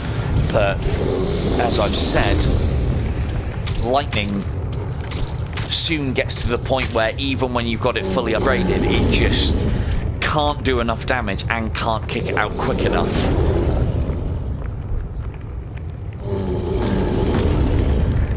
Oh, I'll have quick drinkies whilst he's doing that.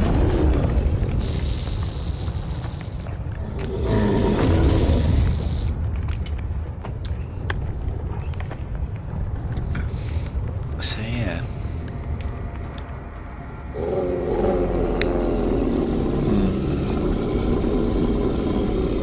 Nothing special we can do here. Do you like Holy Light? I would believe Asmo is indifferent about Holy Light. Doesn't care for it or against it, just let it bounce off his brawny chest. Oh, bollocks. Worth noting, you can hit those if you're a good enough shot. You can hit those even though they're not exposed. If you hit it out of sequence, then he will go straight back into doing the throwing rocks animation. So, but almost just about as much a waste of time as it does save you doing it that way, so you might as well just wait if you miss it. And then you also get this as well. He can then do the fireball on the wrong side, then making your shots a lot harder to hit. So, yeah. Hey there, Silver-Tongued Devil here, and if you were hoping to waste your time on Asmodeus, well, let me show you a thing or two.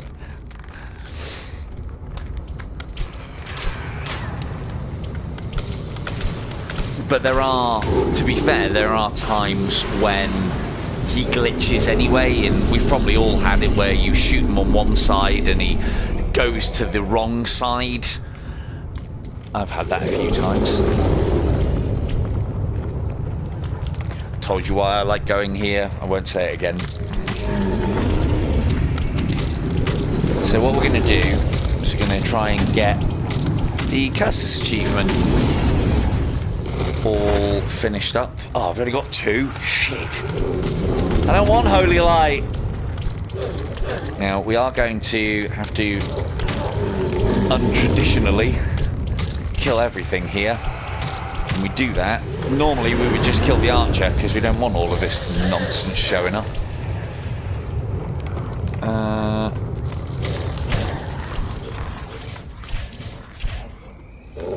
No, I think it's the best way, and I've been doing it for quite some time, and I think I'm the only person who does do it that way.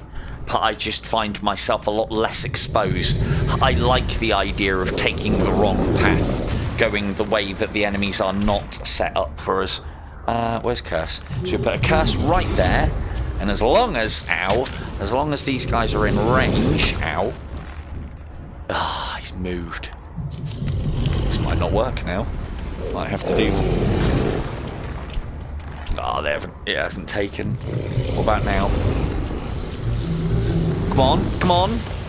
Oh, don't tell me they've got rid of it. Oh no, you used to be able to hit there. So we could probably still get away with what I wanted to show you, but you'd actually have to hit one of the cupids. Doesn't look like that curse is going to spread enough. Damn. But yeah, so if you hit one of the cupids, it will then travel between each one. Let's get some Tempest kills. Ooh. travel between each one. I think I've done videos of it before when I was showing everyone how to do the get lots and lots of kills. It's going to be big enough for all three. Yeah. Ow.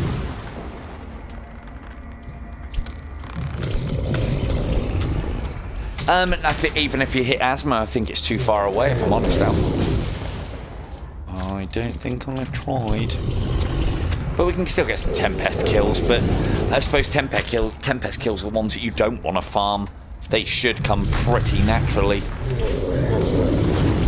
But we'll get them anyway.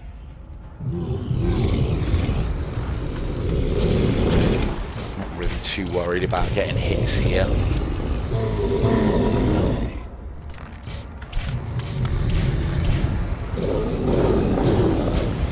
Oh yeah. No, but you can do it. You can do it with, you could use it to top up your Tempest kills. You could use it to get your curses kills as well. Yeah. You used to be able to, so maybe they've changed the distance, or maybe it's a little bit different, or it might be because I haven't got. No, I'm sure that's the right achievement. Oh, we're done here. Where did that come from? Yeah, nothing more to see here, I guess.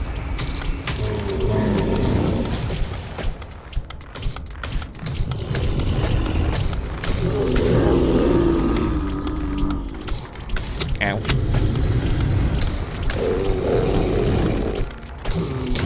Get myself into way more trouble than it's worth. So no, we don't need to kill him for anything because we've got all of the achievements for that, so just probably need to go back to Desolation and do more. That's a very good point, Mr. Vega. That is a very good point. No, well done. Vega's got it. I completely forgot about that. It's like I know so much about some games that, I get some new information, like with Light Brigade, and then it just pushes old information out of the other ear. And, it's a good job you guys remember.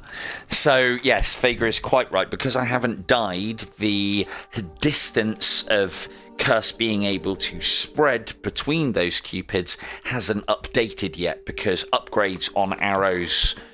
But Winter's Bite did work. No, I know what it is. So it wouldn't necessarily be same run if I rest in Sanctuary and come back. If I remember rightly, when we did the 0% run on Quest, we found that I would be able to carry on using Winter's Bite and actually get it being a damage-dealing arrow. Well, we can test in a minute, actually. Kinda. Oh, that's a lot of people.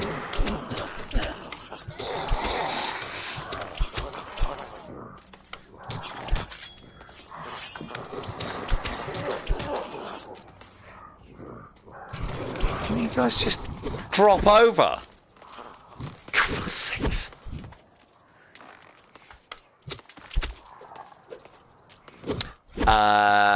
It would be, but there is no PICO version yet. I actually spoke to, because if there was a PICO version, I'd tell you now I would be playing it on there. Steady on, fellas. Let's try and trim some of these down of their health so that they will die to a single curse. If there was a PICO version of Light Brigade, I would be all over that shit, believe me. I did speak to the devs, and they said that a PICO version is not necessarily on the cards because they've got enough on their hands keeping on top of doing all of these updates for the Quest and the PCVR version, let alone any fucking thing else. So, which is fair enough, I hope they bring it to the PICO, and I'm sure they will at some point, but I don't think it's on the agenda yet. But again, doesn't matter because I've got a Quest and a PICO, so I can play on either. So it doesn't really matter too much. If I had my way, I would love to see it on PICO. See, the thing is, I don't even think it needs... yeah, let's just put one in him. I don't even think the Light Brigade needs that fogging, because there's plenty of levels where it doesn't have that fog and you can see fine. I believe the fog is put in as an effect to make it a bit moodier and a bit more harder, as opposed to... Oh, go on. Oh, hang on, Sean. I think they put the fog in to make it moodier and harder, as opposed to, like they put the fog in this game, it being something that's a processing issue and the limit of the hardware's capabilities. The problem, as I understand it, is that the fog looks shit the way they have to do it on games like this. The fog doesn't look too bad on IDU, I don't think. But with IDU, it is done to reduce the load on the games themselves, as opposed to be for effect. But yeah, go on, Sean. Oop. Can kill yous. Boom. Yes. No. Yep. No. Oh, it ran out. Huh. See, it's supposed to recycle back to almost full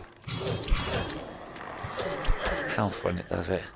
No, that's true. Yeah, you should never be killed by an enemy that you can just see the bloody life bar of. Can you imagine that on In Death Unchained? Jesus Christ, there'd be hell up. The thing that I think they need to concentrate on first and foremost, though, because like the undrawn enemies is bad, but at least you can still hit them. What they need to concentrate on first is enemies rendering in before scenery.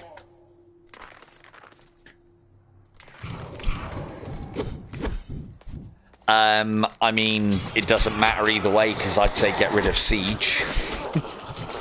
But I don't know. I don't know, because I'm not a developer of games. I would have thought that you can always, like, I would imagine there is only a certain amount that they can do with a game. I know some of the people here are like devs, so they'll probably all have developed games or know more about coding than I bloody do. Come on, just die to curse. I would imagine when you create a game, you would have to like make a partition of it, so to speak, so that it can take only so much space up, or I think that's the correct terminology.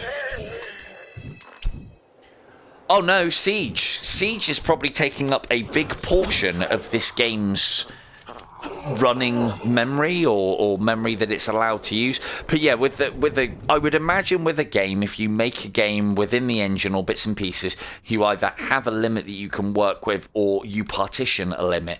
But the thing with those sort of things is games could be recoded so that you could make that bigger if you needed it to be bigger. I mean, look at games like what did I download the other day? Ghosts of Tabor is like no, not Ghost of Tabor. Yeah. No, I don't think Ruth is...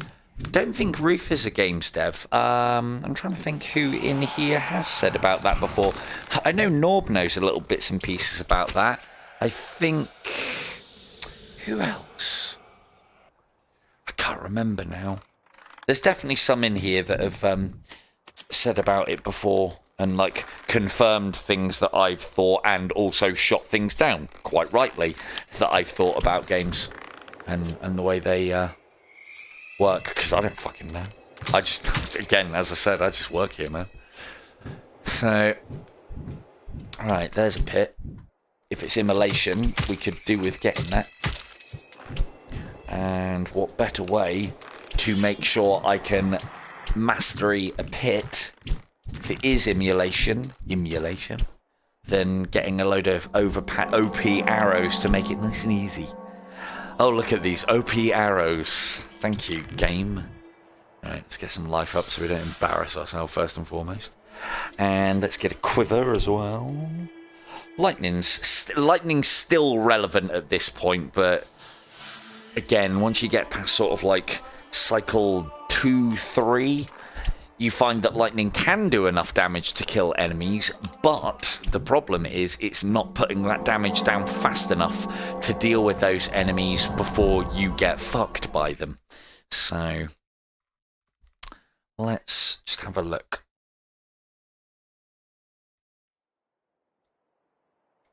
Hey, I'm disappointed. I'm disappointed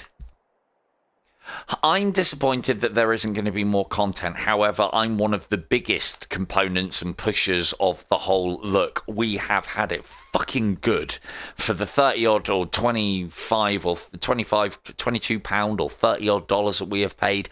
I have never had so much time and content from a game over such a long span. I mean, you know, there are games that have done bigger and more for the same or less, but as far as VR is concerned, they are very much leading in that regard, so we can't complain.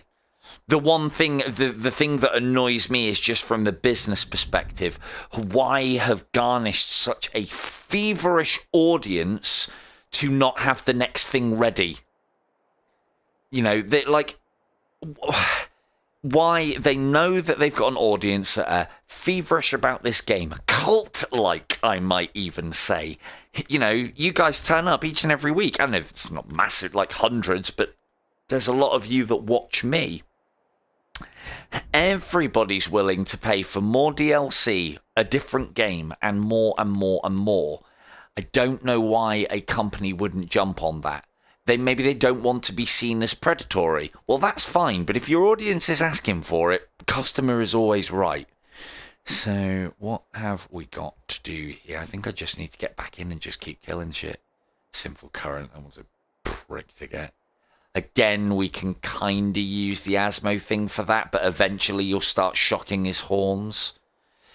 What was it? Yeah, Pit of Agony. Oh, it was Pit of Despair Mastery. Damn it. Pit of Immolation Mastery. Pit of Agony Trial. We won't get that. I believe the Pit of Agony yields great riches. Yes. Done quite a lot.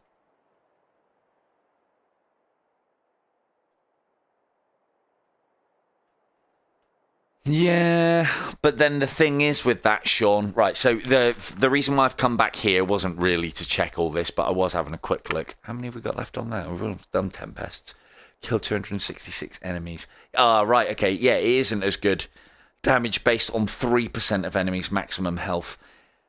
Winter's Bite is 5% of enemies' maximum health. Same written, but it isn't actually that. It's percentage of enemies' current health. So Purging the Wicked, once upgraded, or Curse of God, once upgraded, although is good, is not as damaging as Winter's Bite. And also, because it doesn't usually kill the thing, it doesn't pop off again, which means that it's definitely not as good, and it doesn't have the freeze effect either. So we were coming here to Rest in Sanctuary so that the game updates and gives us the nastier upgrades that we've got for some of the arrows. So yeah, so from my perspective, it just seems silly not to have the next thing ready when you announce that you are going to stop support. It really does. Because it just, you know, all the goodwill in the world, it is going to put a bitter taste in people's mouths.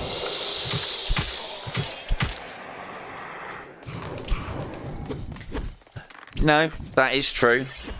But then the thing is, if this game's still selling, you know, I think it's still one of the top selling games on the entire platform. If the game is still selling, then, you know, why do more? Why make more? Why make something different? Now, obviously, you know, the answers to that is easy, in that, like, all of the fervent and faithful will all go out and buy the new IDU, and they could put a new structure in it. Part of the reason why I think Super Bright didn't do the DLC thing is because I don't think they had the structure, either the structure or were allowed to do it, because that is something that I think has been discussed publicly, something that I'm aware of. Or, well, no, I'm not aware of. I suppose something that I could guess at. Remember that In Death, the game, is Solfar's IP. Solfar's property. Solfar are the company that originally did In Death. Now, Super Bright bought the property or had license to use the property. Now, there may have been limitations to that. The limitations may have been something like... The limitations may have been something like you are not allowed to do any paid DLC for the game. Anything that you do for it is for free. The discussions may have been something along the lines of you are allowed to make one new world at release and one new world later down the line. You are only allowed to add so many more arrows. Or the code that was given to them and they made use of may have had those stipulations built into it and hard-coded into it so that even if Super Bright wanted to, they couldn't. Exactly. Because I think we would have had a pit in Paradise Lost, or a pit equivalent in Paradise Lost, just to up that level's scoring, potentially. And do you? Yeah. Gonna come and pay a visit over here so I can lightning you. Please. Thank you very much. Oh yeah, we were gonna go back and do the pit, weren't we? That's why I was getting all these goofy arrows.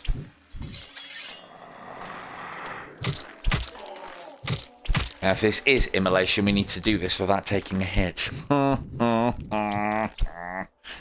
Easy, right?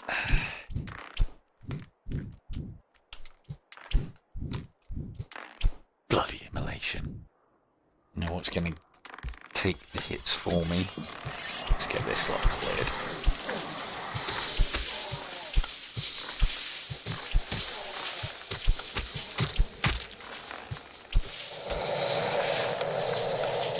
Now. That's a close one, wasn't it?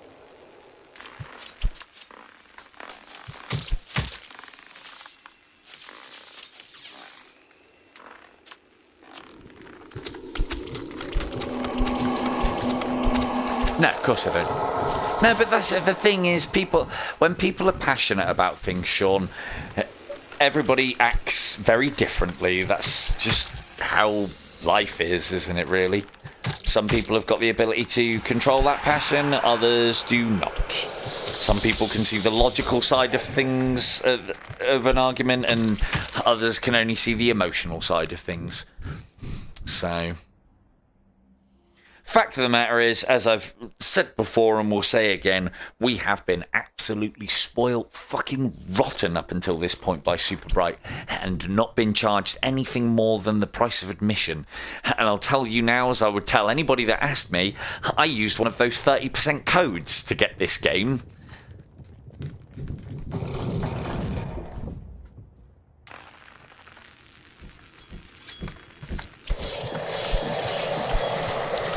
Need to be masterying this, I don't think. Oh, look, it's not even a real pit.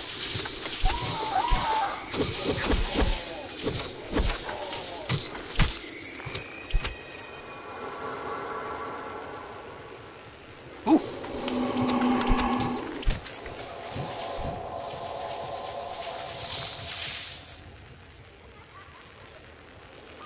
Yeah, oh, definitely. Yeah, because I looked at this game for a very long time on, I think I've said previously, I looked at this game for a very long time on PSVR and never pulled the trigger on the purchase. Do you know why?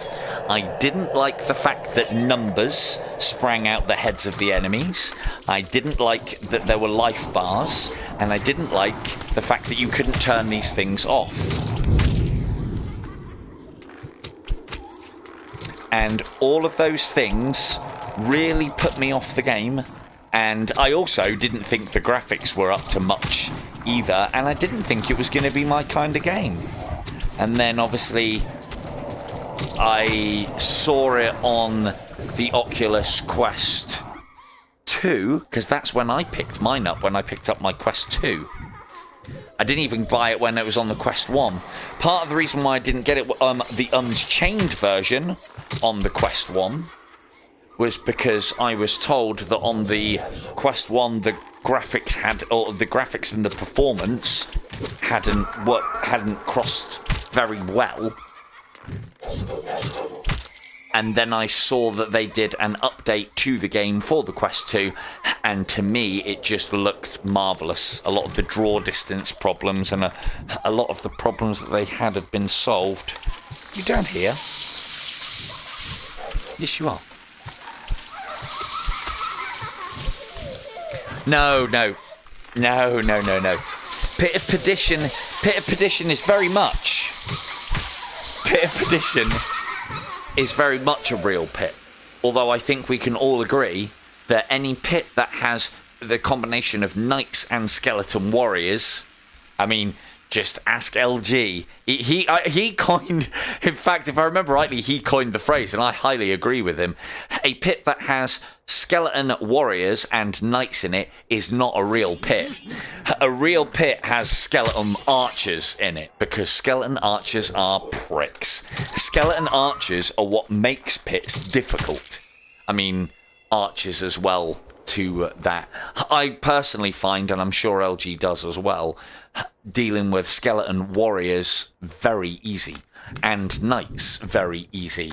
Dealing with skeleton archers and anything else is the difficulty of a pit, and dealing with skeleton archers and regular archers is a special kind of hell. Yeah. A very special kind of hell. Yeah.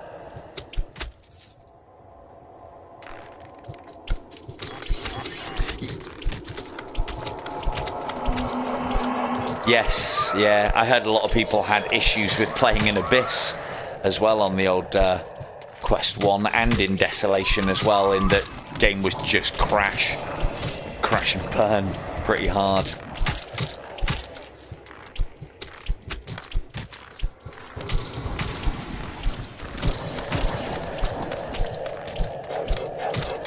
Oh yeah, Skelly Archers are what make a pit difficult, easily.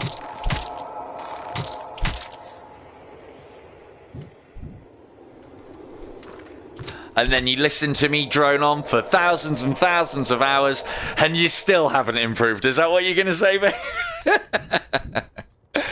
I'm sure you were good. I'm sure I just was having a similar discussion to Sean the other day, and I'm sure you would all get good in your own time. I would just like to hope that I've helped it along and get you where you are now just a little bit faster. I have never noticed that gap in the railing. Get out.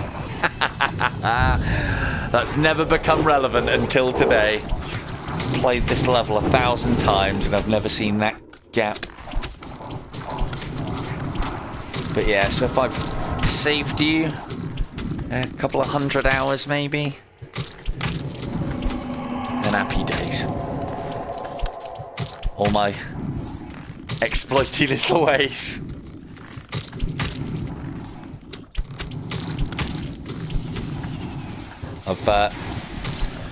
Sean, I'm trying to get Sean to Pinky promise me that he will manage a top of the board bow run this season. He says next. I say this. And that's the thing is, that's good.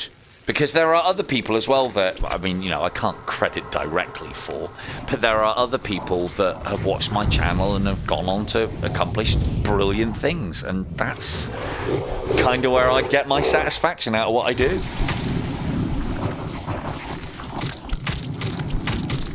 Oh, yeah. Yeah. No, that's the thing is I would say if I can accelerate anybody's mastery's the wrong word. Or bow. I think you're capable of both of them. Good. Still do love Siege of Heaven.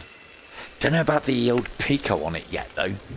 But that is that's something that we're going to come to. Gonna have to. Need to not get hit here, just in case I need... I don't think I need mastery of this.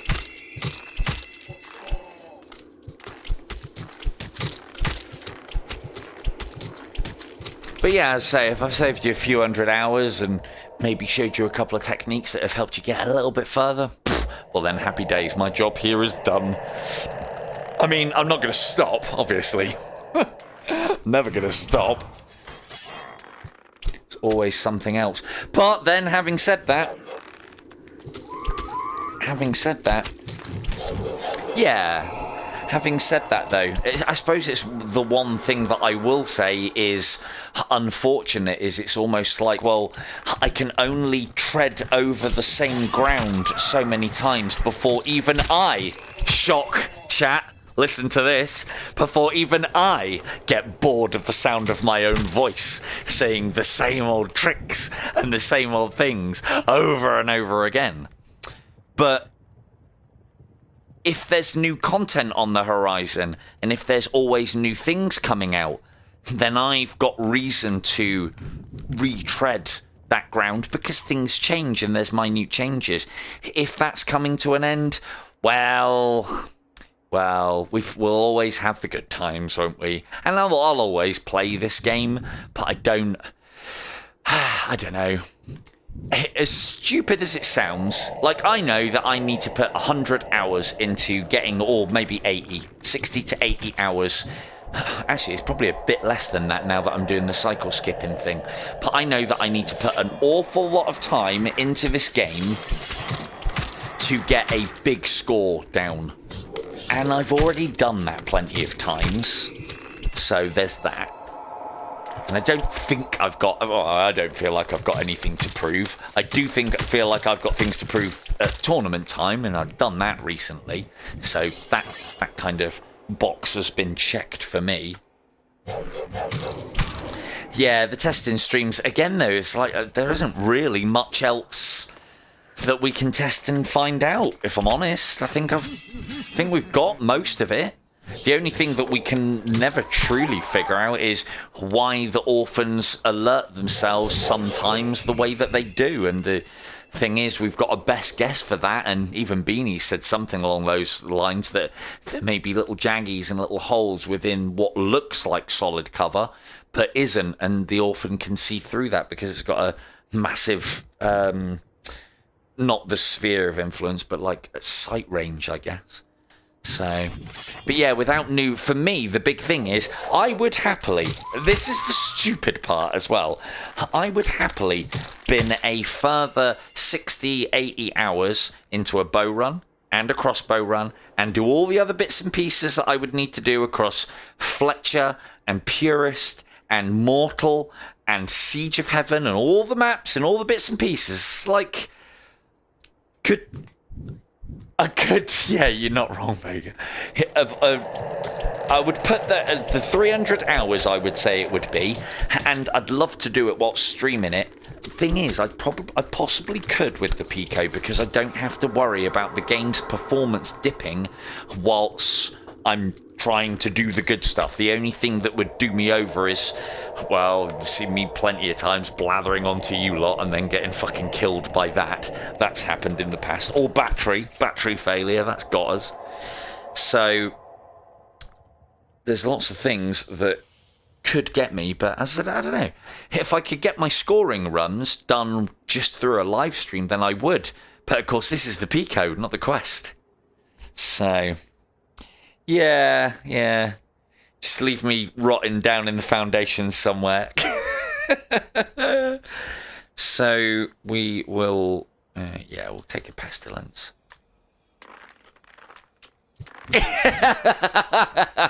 Thanks, Vaughn. Well timed, as always. Good job.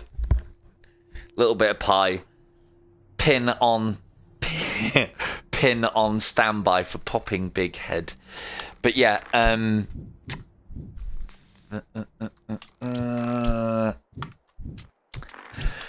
I would happily bin another 300 hours into the Quest version of this if, and again, it will sound stupid, if there was some more coloured things and reason for me to do it. But there isn't. If I got to Legend level 10 now, there are no rewards. And I know there's no rewards because it doesn't show anything in the preview of said rewards. And so for me, it's like, right, so you want me to bin 300 hours into something and I'm not even going to get a different coloured thing. So, as ridiculous as that sounds, yeah, well, it's all the kinds of pie, but mainly the humble kind. So you know me. Oh. Oh. Right, what do we need to do? What do we need to do? We need more kills with things. But so, and again, so when you are doing this killing thing, the only reason why I would continue doing more and more cycles would be that you've already got the arrows that you need to get the kills. I want the new shiny shinies though. Just give me some more. Oh yeah, all the pie.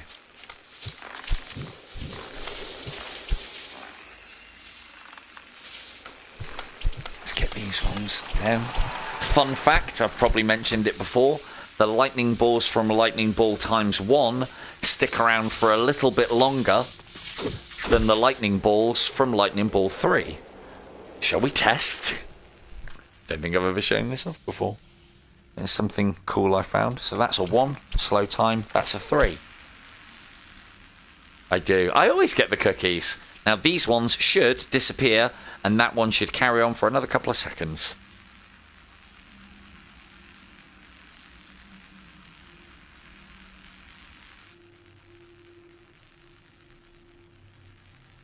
The more you know, right? Right? Oh, what a fucking useless bit of knowledge that is. Because the thing is, the 3s will always put out a lot more damage than the 1. By a massive amount, I might add as well. So you would always take the 3. The fact that the 1 hangs around a little bit longer is inconsequential. But it's a cool icebreaker at parties, let me tell you. I can imagine I don't go to very many parties. So, we need more kills with all sorts of things. These in particular. But yeah, so the... I was hoping to dodge that one.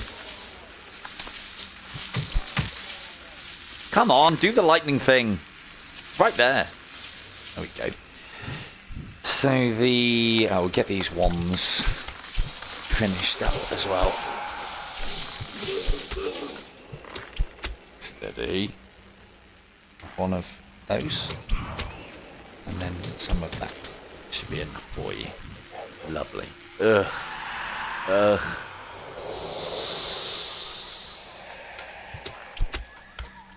Damn it, too much. His adventuring days are over at least. So, what was I saying? Covering my opening party one-liners with Lightning Ball ×1 ×3 difference. What else was I going to say? Oh yeah, so when you are getting kills with these arrows, the only reason why you should continue through the cycles, if you are capable, to get more kills, because you would be able to, is by picking up more quivers. Because sometimes it can be difficult to get the arrow that you need to get the kills with it to unlock the upgraded form. It can sometimes be an absolute nightmare trying to find the arrow that you want. The problem is, the further you go through the cycles, the more health the enemies get, and so the less kills you end up getting because they're taking more damage and not going down as fast, and you needing more ammunition to take out the same thing. So I think, on that basis, you should nearly always strive to restart, just because it's easier, basically,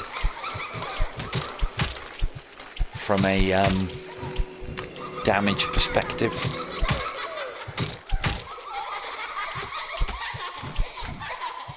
Oh, that was a terrible shot. Good jump. Oh, we got click! The unwanted. Oh yeah, that's killed so many. In total, I think. Can't remember. Probably.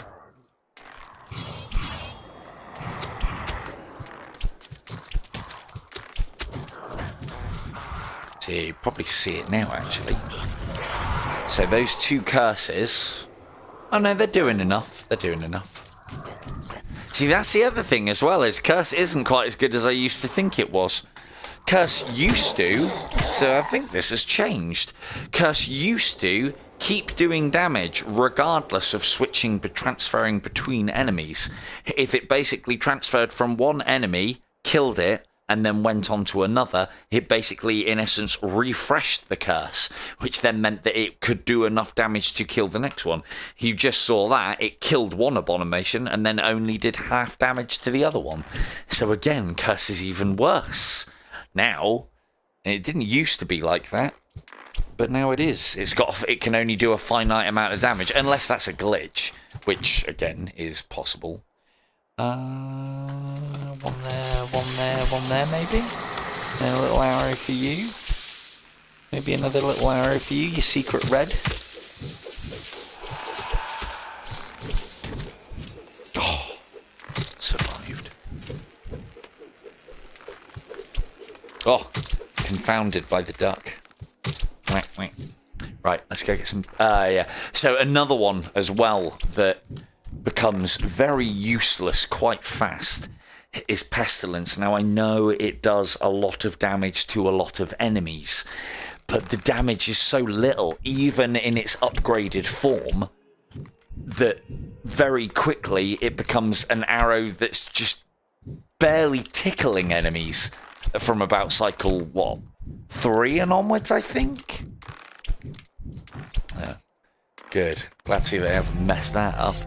Interestingly, we haven't got I don't think we've got Cataclysm 5 unlocked yet, which means that that's kind of useless to us because we're not really going for cycle play. And because that's an explosive arrow, it will count towards, or it should count towards, our explosive kills to upgrade Catalyst, just like Cupid's does, because I think it's based on just explosions and not the actual arrow. Again, it's another one of my icebreakers at parties, telling people that Cataclysm actually upgrades, Cupid's Wrath actually upgrades the Cataclysm arrow. Kills thing. So yeah, this is a good place, obviously, to use Pestilence for obvious reasons. But the problem that you have is it doesn't stick around long enough. Like, look at that knight, and this is... So that's a white knight on... We'll have that. That's a white knight on cycle 2, and 1 arrow, and he was in it all the time. It would take 3 arrows of Pestilence to kill him. That's a bit of shit. Really? Unless he was a hidden red, which I don't think... He might have been, actually. He might have been a in disguise red. Yeah, come on up. Again, time to kill. It's these sort of things that gets you hits and gets you tagged. If the time to kill is too slow and you haven't been able to do anything to the enemy, like afflict them with some kind of slow time like Hand of God or freeze effect like Winter's Bite, then whilst you are waiting for the arrow to put its effects off onto the enemy, you are still in danger, which is why Hand of God and Winter's Bite are meta arrows. Meta being basically the way you need to play the game to play at its most efficient, or min-max it, as we would call it. Again, it's another reason why I like Light Brigade so much, is it very much has... Or, no, I like Light Brigade for different reasons. Light Brigade has something similar in that there are effects that slow and freeze enemies, and those are builds. The difference with Light Brigade in this game is Light Brigade is a true roguelike in that nearly anything, if you can get it powerful enough, is relevant. Raw damage is great, paralyzing is great, twilight is great. The only one that's not very good is hypnosis, and that's just a me thing, not a game thing. Trying to think what else there is as well. The Sun's Embrace is good for your CQC or CQB characters. Sun's Embrace. What was the other one? Can't think right now. Yeah, I think the rest of them are just related to damage. Sorry, Sean, I was blathering on then. I missed that. Hang on. Oh. I do need to check my battery. Yeah.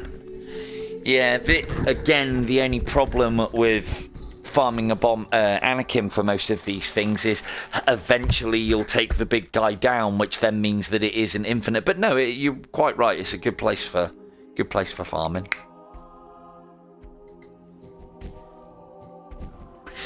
I suppose if you play it right, like for instance, if we do a little bit of this.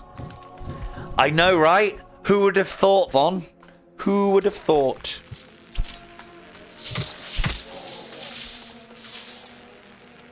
No, that is... Again, it's one of the things, though. It's like, my favourite mode in this game is Fletcher. Why is that? Well, because you never... Well, because Runner's gone. Don't get me started. But... Or because you don't run out of the cool special effects. You know, why are we reduced to having to use fucking vanilla arrows, of all things, when we've got all of these arrows with cool effects? It's fun. They're fun to use. The same is true of the charms and the magic on Light Brigade. It is cool to use, but also practical and not too overpowered. Although, I don't know, the way I use it, sometimes it feels fucking overpowered. So... But then, you know, this is all part of the game, isn't it? But yeah, I got as I've said to the lads that have created Light Brigade, I got a lot of time for that game. And if you were into IDU and you like your gunplay, I would highly, highly recommend that game. I do still have Runner on PICO. Nice jump, dude. I do still have Runner on PICO, but I don't have the competition on PICO. You know, part and parcel of the thing that drives me on in those sort of scenarios is beating the opposition. Like me and Meg and Michael Fish and who else? And Beanie for a little bit of it, but we soon left him in the dust. And because he's a bit of a has-been, hasn't he? And who else? He'll come in now. I've done that on purpose. You know, a wild Beanie will appear as soon as his name is slandered. So, and yeah, I'm sure there were some others of you as well that were like, you know, everyone was like outdoing each other by a couple of seconds here and a couple of seconds there. LG got involved in it and everything as well. And John, yes, John as well.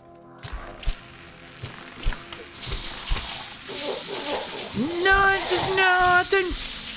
No, but then that's the thing is, no, you're wrong, I think, Sean. They all gave me a bit of a hard time because they were getting better scores than me. What did that cause me to do? Well, I had to up my game. Had to. Otherwise, you know, I wouldn't get firsts and seconds and thirds. And so because they were doing that, it helped me get better. I think. Possibly. Yes, definitely. Let's get out of that. Right, can you guys behave and just run into my lightning continually? That'd be great. Thanks very much. Thanks very much. Oh, you're not going to do it anymore, are you? Let's lure him up there and see if we can get them down here. Yeah. Yeah. But then there's also the problem that because the people that were playing it were to quite a high level, it does put people off. Again, it's why I've said it shouldn't, but it does. It's just a natural human thing, I think. Even I find it from time to time. I look at those bloody IDU leaderboards and think, fucking hell, I don't want to do it all again. I've done it so many times, and it's a big time investment. So the same is true with other leaderboards and other bits and pieces as well, is that if it's too much, then people won't even try, especially if they don't know how and can't even fathom how you would get those sort of times. It's part of the reason why I didn't want to do what I've done on the quest now, But then I thought, well, and as you guys rightly pointed out as well, if I don't set the times and show people what can be done, then they're not going to come and they're not going to have the interest to find out. Or it won't pique, won't PICO their interest. It's a great one, Al. I'm going to be using that from now on. Expect to see that in a fucking video title sometime soon. So, yeah, if I don't do that, then they don't know that you can get better, or that there's more to it, or, you know, there's techniques out there. Something that I'm finding very much, again, I haven't gone out looking, but it's something that I'm finding very much out about. Light Brigade is easy enough to dissect. There's a lot of information being batted about. The developers are very open, so on and so forth. It's a problem that I'm potentially going to find with something like Breaches that we were playing recently, in that the information is out there, but the problem is people want to hide the information about why they're good and their strategies that they have. And rightly so, because that game has a competitive scene. And so it's whether you can find that information out and dissect it from the top players and blah, blah, blah, because they're not gonna want to give it out, because if they give it out, it can be used against them, you know? You lose your advantage. I'm all for making things a level playing field, especially in a single-player game. In a multiplayer game, if I had an advantage and you were my opponent, you better believe that I would keep that to myself until I got a win out of it, at the very least. But again, big fish in small ponds and all that lot. Hello, Blue! Yeah, sorry we only got to play the little... the one game, and I barely got to... Dude, I haven't actually even spoken to you in a game yet either, so... Or, well, we did a little bit in Among Us. But yeah, definitely have to do Breaches again soon. I've been playing that quite a lot recently, and yeah, hopefully I'll be able to put a better performance in than last time. Just might not... Just won't invite Beanie back, I think. No, I've got to have Beanie there. I'll just make sure he's on my team this time. yeah, I know, right? Yeah. The international language of firearms.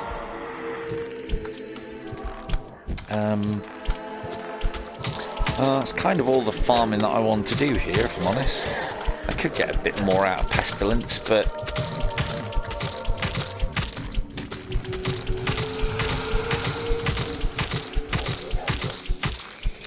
see what we got. Nothing. So, oh, tell you what we could do. Or tell you what we need to do. So, we've had the Pit of Despair. I have Rest in Sanctuary though, so there's no guarantee. Let's go and have a quick look. Do some rooftop hopping through Paradise Lost. We will have a look at the Pit in Abyss. Have a look at the piss. I think because I've rested in Sanctuary, it'll be 50-50 again. Possibly. So, but let's go and have a look. What I'm hoping for is to get Agony so that I can get Mastery for that. Because I think that's that and Immolation are the last Masteries that I need to get. Oh, did that miss? Went over the top. So, a little bit of rooftop hopping. See if there's anything here that piques our interest. Yes, there is. Need more of those. This can't be far off of that. Yes. Oh, I should have replaced the one with that. This is another thing as well that I feel that I miss out on because of how the game is. Like, ammo management is a thing within all levels of IDU. That was a bit rubbish, wasn't it? Close enough now? No, not really. Arrow management is a thing within all levels of IDU, but it isn't really as... You're in there, aren't you? It isn't really as... Oh, no, you're below? Yeah, you got to be below. There you are. It isn't really as interesting as it could be. This is going to hurt, though. Doing it this way. Ow.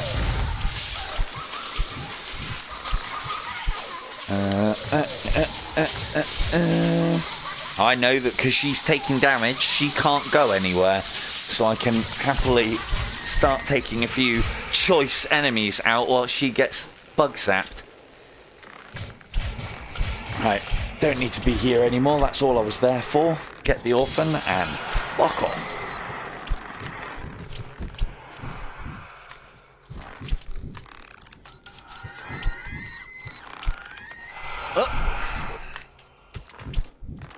And get the health. Yum yum. Oh, I've quick. Oh, I'm waiting. Come on, Gabe, hurry up. I ain't got all day.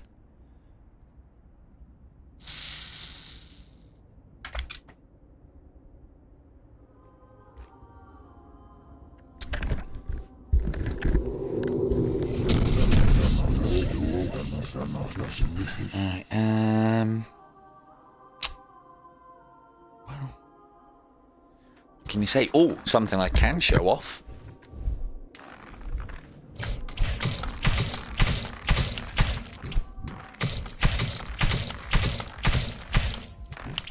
Good. Good. Have you got a PICO? Have you, Blue? I can't remember. Don't think you said you did. But yeah, controllers-wise, I'm, they feel a little cheaper, I will say. Oh, that's not good news. Don't mind taking a hit there. Just make sure we get him finished before we get swarmed. And some extra kills there as well. They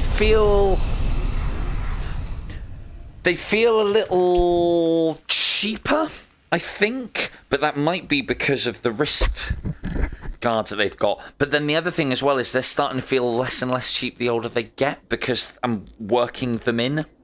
Very responsive. I can tell you now the vibration is definitely better on them.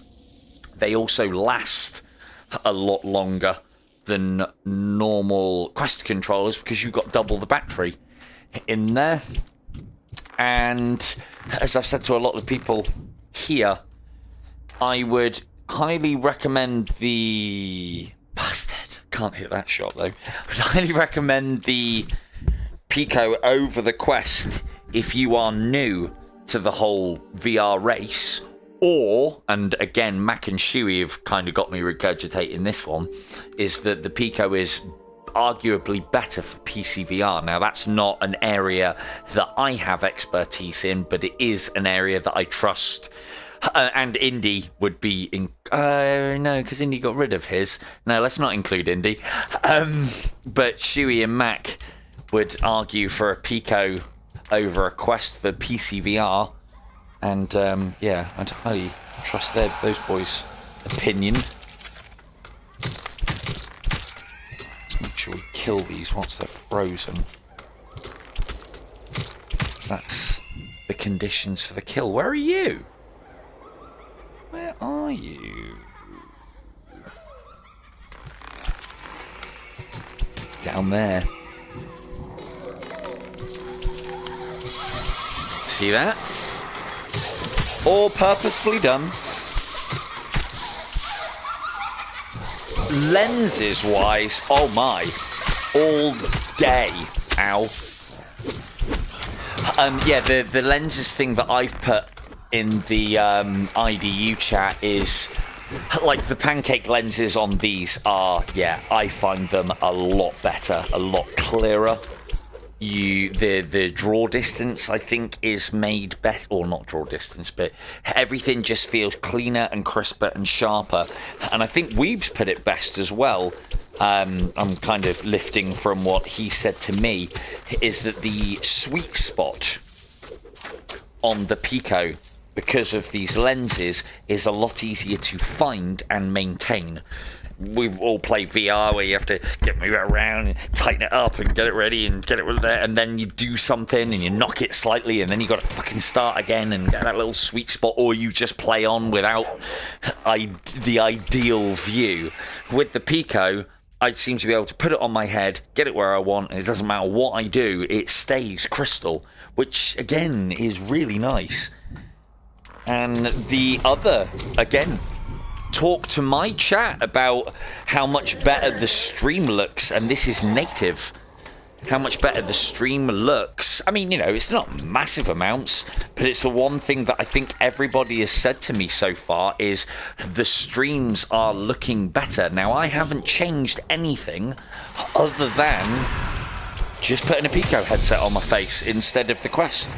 Still using the same OBS, still using the same settings, still doing everything the same. But I've just streaming via a PICO.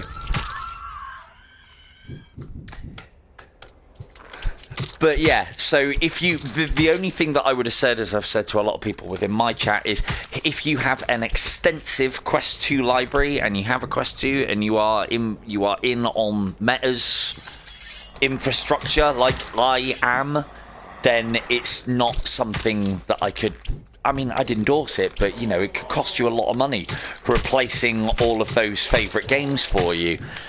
And I have said that previously, but then I could also counter that with a lot of the people in this chat just go, well, I mean, you know, you could just A, use both, and B, what do you really need for PICO? I mean, you could buy all of those games again to just rot in your library.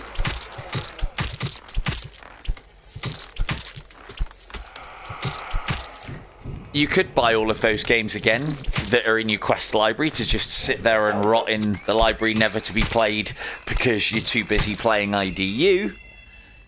So what games do you really need to just buy the PICO and IDU and you're sorted? No more problems, no more questions. Easy, right? But yeah, in all seriousness, it's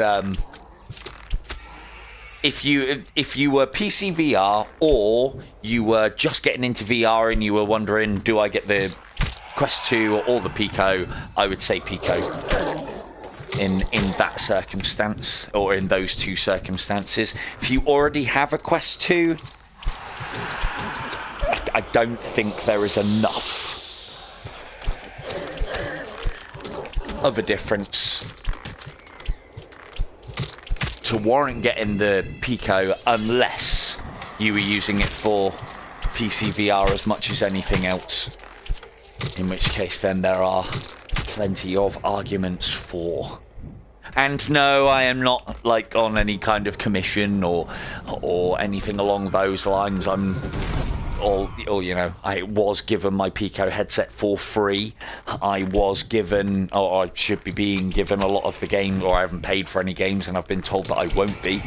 So that's my little disclaimer. And to be honest, with how invested I am within Meta, as in money-wise, if I wasn't given the PICO for free, would I have gone out and bought one? No. Now, when the next thing comes along, though, which would be, I suppose, the Quest 3 and the PICO 5, if PICO 5, if there is even that being developed, if they're going to make it in the marketplace, then they need to do what they've done here. They just need to come out at the same time. They need to come out at the same time as the Quest, but just be a little bit better. And in that circumstance, even with the massive library of Quest games that I've got, I think I would go for the PICO in that circumstance, providing it is better.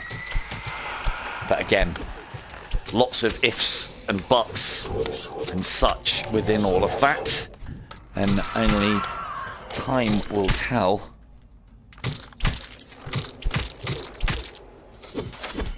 With how we go about. Are they feeling, those Black Knights are particularly tall at the moment. Oh, I was right in the eye slit as well. Feeling very oppressed by the old Black Knight. Always triumphs. Hello. Good evening. Headshot. Yeah. Evening. Headshot. Yeah. No.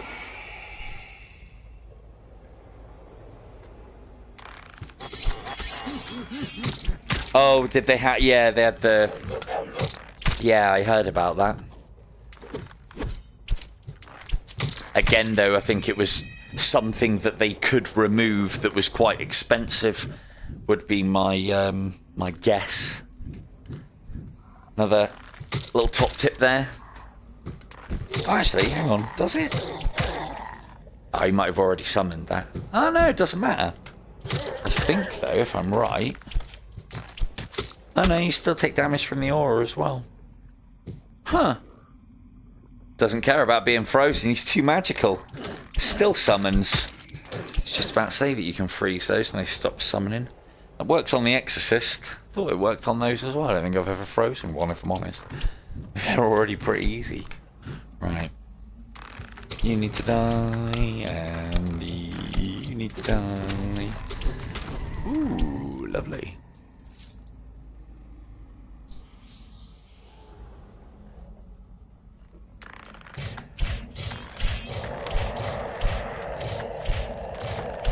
I mean, yeah, again, gonna have to wait and see what happens. See, there is another thing as well, is the Quest 3, because this is something that I haven't really spoke about or even considered. That's looking a bit nasty down there, isn't it? Let's get some of these down. Defend my honor, oh balls of lightning. Please. Stay there, stay within the lightning, lovely.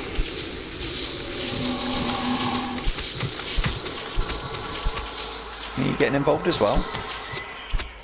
Oh, right in the armpit. Picked out that unarmored joint like a champion of luck.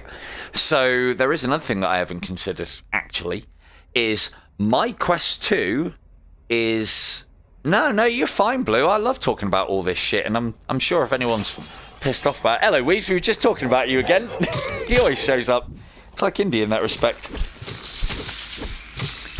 Just saying how you gave me the whole sweet spot talk of how the PICO works in combination with the Quest. And I think it was a fantastic way to put it. Although I do know that you are old, Weeble, and you've probably forgotten what you told me. So... Getting as bad as Indy now. But yeah, so... where were we? Yeah, so there is one last thing that I would like to add to that whole argument is although the Quest has been announced for 2023, it might be right at the end, we don't even know if it's going to be anytime soon. Right, I need to perfect this. Oh, good, there's an orphan. At least she's quite low down. There is the possibility that the Quest 3 might not come out this year, might get delayed, or it might be right at the end of the year. Now, I don't know about you guys, but if you had a... yeah, I know, right, Weeps? I'm getting just as bad. I've been just as bad for a very long time. So the Quest 3 should come out, like, I don't know, it's been announced 2023, so you'd like to think quarter 3, quarter 4 might get delayed. If it does, there's going to be a lot of people just like me who got the Quest 2 originally. This bit of kit is like now, what, 2 years old? 2 years old plus? And I know mine is feeling the effects because the controllers I can no longer replace. And the battery doesn't work anywhere near as well as it used to. And I feel like it's got worse over time in that it overheats more and it doesn't process as well. So me getting the PICO has actually been a bit of a godsend. But this might be, you know, I don't know if that's the position that you find yourself in, Blue. That you Quest 2 is starting to fail.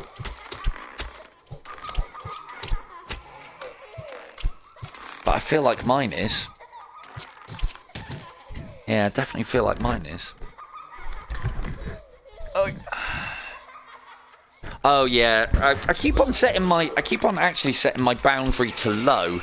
It's my own fault for moving around too much and having a look at that. I keep on having a look at my phone, and even on the lowest setting, I think the boundary is a little bit more twitchy on the PICO than it is on the Quest. But then, as he says that, I thought I'd just step back enough then. One thing that I can do is I can adjust my own boundary to counter that. Right, let's have some damage for you.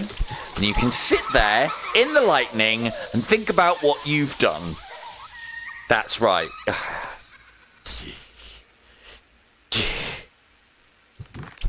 Right, let's keep this a nice and steady rhythm.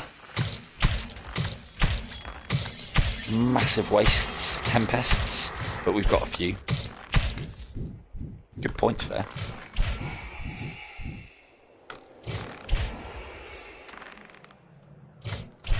Yeah, my right's the one.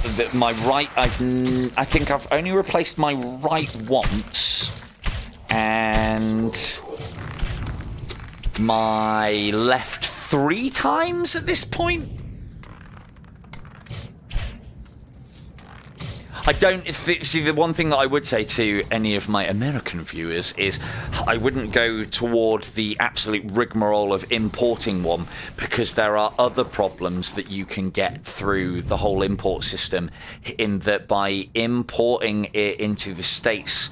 I was speaking to Resolve the other day, and I'm sure if he's in the chat, or I'm sure he's not in the chat, but I'll have to make a point of asking him next time he's in, is because obviously he's in the States and he's had one imported, and he said one of the problems that he's had is because of his region, he's not able to download the mobile app. Which is not a game breaker, but it does make things a little bit more inconvenient with like purchasing things and such. So yeah, that would piss me off a little bit as well. Apparently you can't have a few of those over there, and one of them. There we go, easy. I'm not even gonna.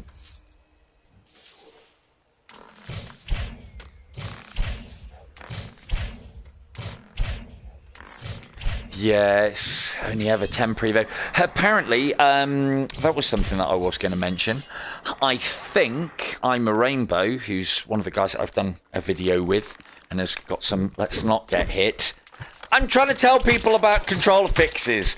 Apparently, I'm a Rainbow's got a video up, if I remember rightly, that gives you a deep dive as to how much you can take one of those controllers apart. I'd highly recommend one of his videos if you want to take the initial parts of the controller apart, so that you can use compressed air and electrical cleaning fluid to sort out your controllers. He's also got another one. He's got another one where, oh, I wouldn't know. I don't use virtual desktop, mate. I'm native PICO and native Quest all the way. But yeah, that'd be a chat thing if anyone in PICO, if anyone in chat's got a PICO and does the PCVR thing. Again, these are those sort of things would be a Shuey and a Matt question. I'm pretty sure I know the answer they give. But yeah, as far as the controller side of things is concerned, if you go on to I'm a Rainbow's channel, he's got a in-depth guide on how to take the control pad down completely and how to replace the component that wears out. And if I'm right, the component that wears out is like $10 to buy. So yeah, and you know, you don't have to be, I don't think the way, if he's done a tutorial on his channel, like part of his get up is you don't need to be like God's gift to electronics. Oh, took a little tumble down the cliff there, didn't you? Yeah, you don't need to be God's gift to electronics to be able to do his tutorials. That's the whole point.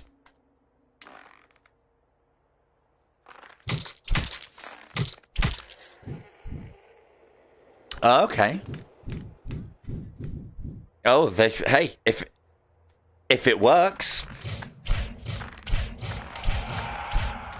But yeah, the unfortunality of it is once you start down that path of having to clean your controllers, it is an ever ongoing path, and you will get less and less and less returns from it, and you'll have to clean them more and more often for the same results. Where's my perfect?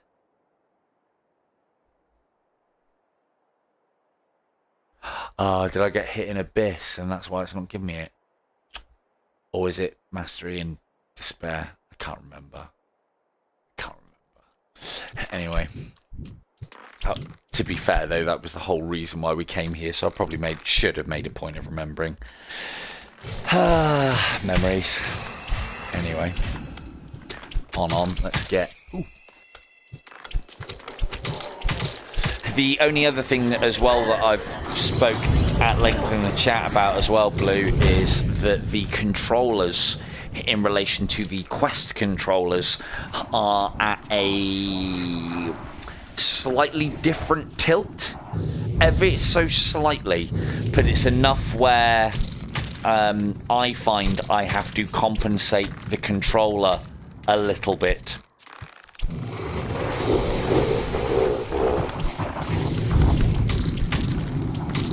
But again, it's like, you know, it's that minute that it's something that you will notice, but you will adjust for quite quickly, I think. It's not game breaker, no way. Is it incursion kills specifically? I can never remember. Let's hope it is. Damn it. Do we need to go to Aspo? Yeah, he's right. Hey, here's another thing as well, Blue. Room reveals. At last, you can do room reveals. Look at all my glorious displayed posters. Look at my not so glorious rubbish posters. Look at all my board games. Look at my quest that is now gathering dust. Look at my AVP canvas. The alien is playing chess with the predator. Note the obvious mistake. That's correct. Black is going first. Black never goes first in chess. Naughty alien versus predator. You know, you can't do this with the Quest. I don't think you can do this with any of the other VR headsets. That it not only is the pass-through great, but you can also show things off. As far as the reason why we're actually in pass-through is I find my hand... No worries, dude. I find it like if my hand was there... Ooh, I can do both! Hang on. No. Yes. Yes. So my PICO controller would be held there, and that would be slightly off. I would find I'd have to do that. And then there. No, I've got... there's another room with board games in. You're quite wrong there, Sean. My missus is awesome. So, yeah, if the Quest controller was there, and this is the PICO controller next to it, I would say, try and orientate it so you guys can see. I would say, yes. So I would say the PICO controller needs to go about there. Because, well, actually, you can kind of see... I think, maybe, now that I'm holding it there. I'm holding it at a point where this part is flat. No, I am a proper knuckle dragger. Look, see? My arms almost touch the floor from standing, K2. So, yeah. No, I think that's an optical illusion. So... Unless, of course, they look particularly swollen and muscular, in which case, no, that these are au natural ladies. Right, that's enough of RL. So, oh, God, was that paused? I hope that was paused. So, yeah, the pass-through side of things. Another thing as well, okay, that I really, really like about the PICO is... that because the profile of the headset, I'll show this off quickly. I need a glass though. If you imagine this was a glass, and good one, Weaves. So if that was a glass, one of the things I know you can't do with the Quest because of how sticking out the Quest is you can't put the glass or the cup to your lips and just drink normally. You have to like put it to your lips and then tilt your entire head and world backwards to be able to drink out of it. Whereas with the PICO, there is enough clearance where you can drink like a real person and lift the cup up ever so slightly without having to tilt your entire world backwards. And it's because the PICO's thinner. But then I'm used to now drinking from straws because of VR. So there you go. Anyway. Look, you're not here to look at my fucking room, Blue, alright? Here to watch me play this game that I've played over and over again for the last 2 years. But yeah, the PICO pass-through thing as well. The colour pass-through is... I'm used to the black and white of the Quest 2 pass-through, but the colour pass-through just makes so much... Oh, what, on the PICO? Are you in the UK, Blue, or are you in the States? I don't know.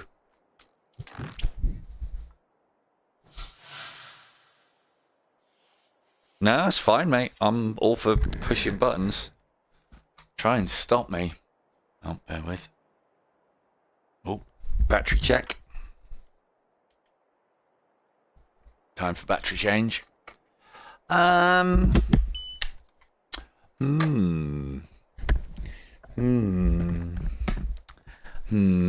can't have a word yet because I'm not in enough, but I don't know.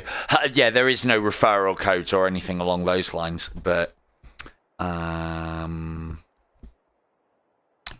leave it with me. I'll have a chat with you later. But I mean, worst case scenario, you know, you'd buy one because you need one, so you know, if you're planning on doing that, then it doesn't make any difference. To be fair, if I was going to be getting any more, it would be for giveaways anyway, and then I can't give them away to specific people. I'd have to give them away in a vein that would give everybody a chance, but then part and parcel of the problem with that is then, of course, the 1 or 2 or 3 winners would live in Timbuktu and Australia and like Japan and all over the world, and of course they would be shipped to me, and then I've got to get them to them, and it would cost me hundreds of pounds, even though I'm giving hundreds of pounds worth of kit away, and yeah, so that's why I always stick to digital medium for those sort of things at the moment. Anyway, we've done the pit. Do we even need to be here anymore? I don't think we do. Let's get some more kills with these.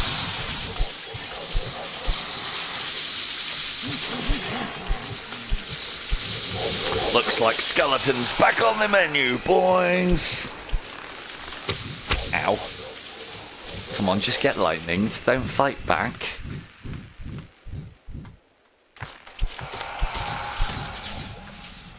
Ah.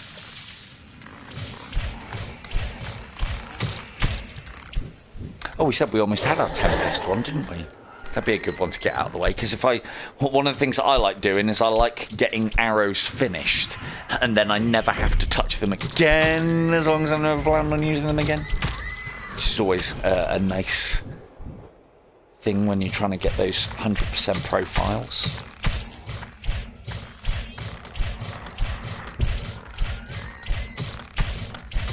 Heinous waste, but I've got loads more just behind me.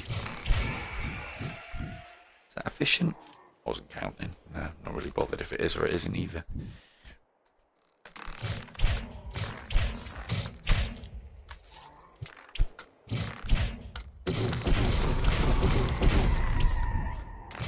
Oh.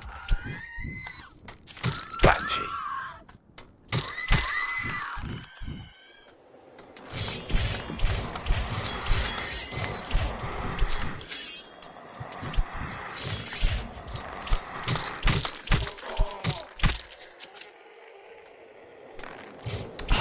Could do a bit of farming here, couldn't we?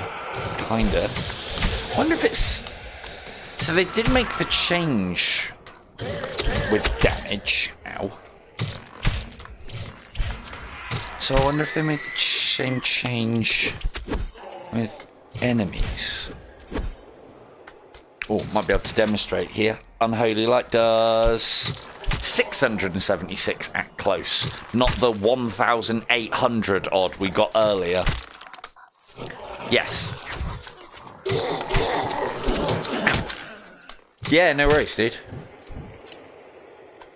Oh, well, I don't know about that. Let's see how many they produce. No, I said, man, if I'm not answering questions, I'm happy to talk about all sorts. So, okay, so that's changed. Or no, it was that, wasn't it?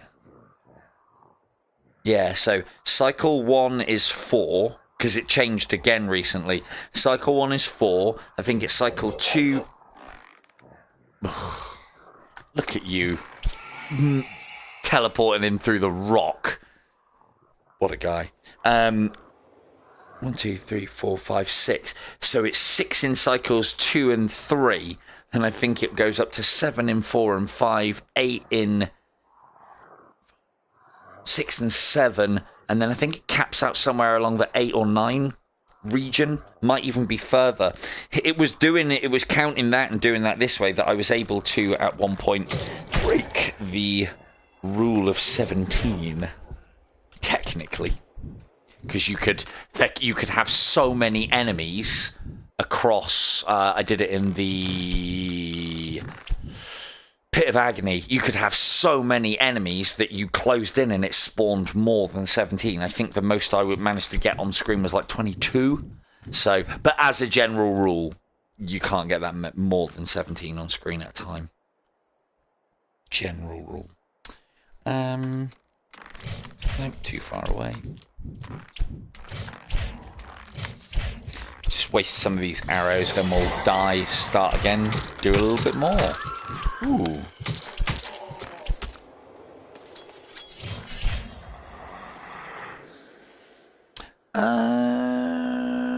Yeah.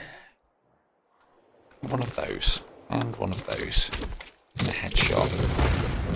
Oh! Yeah.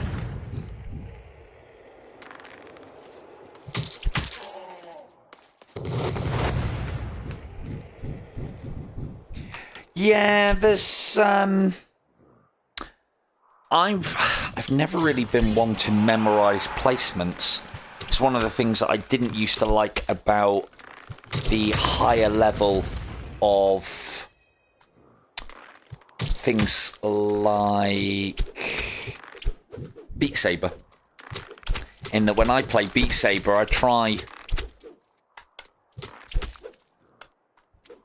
Yeah, I think the rule camp isn't a hard and fast rule, and I think it's different in the pits than it is everywhere else, and that would make sense because there's less going on in the pits. It's a smaller area loaded, so, you know, and they are supposed to be harder because they're supposed to be tighter than normal levels, so it's a distinct possibility. Damn it, I thought you were going to take more than one hit.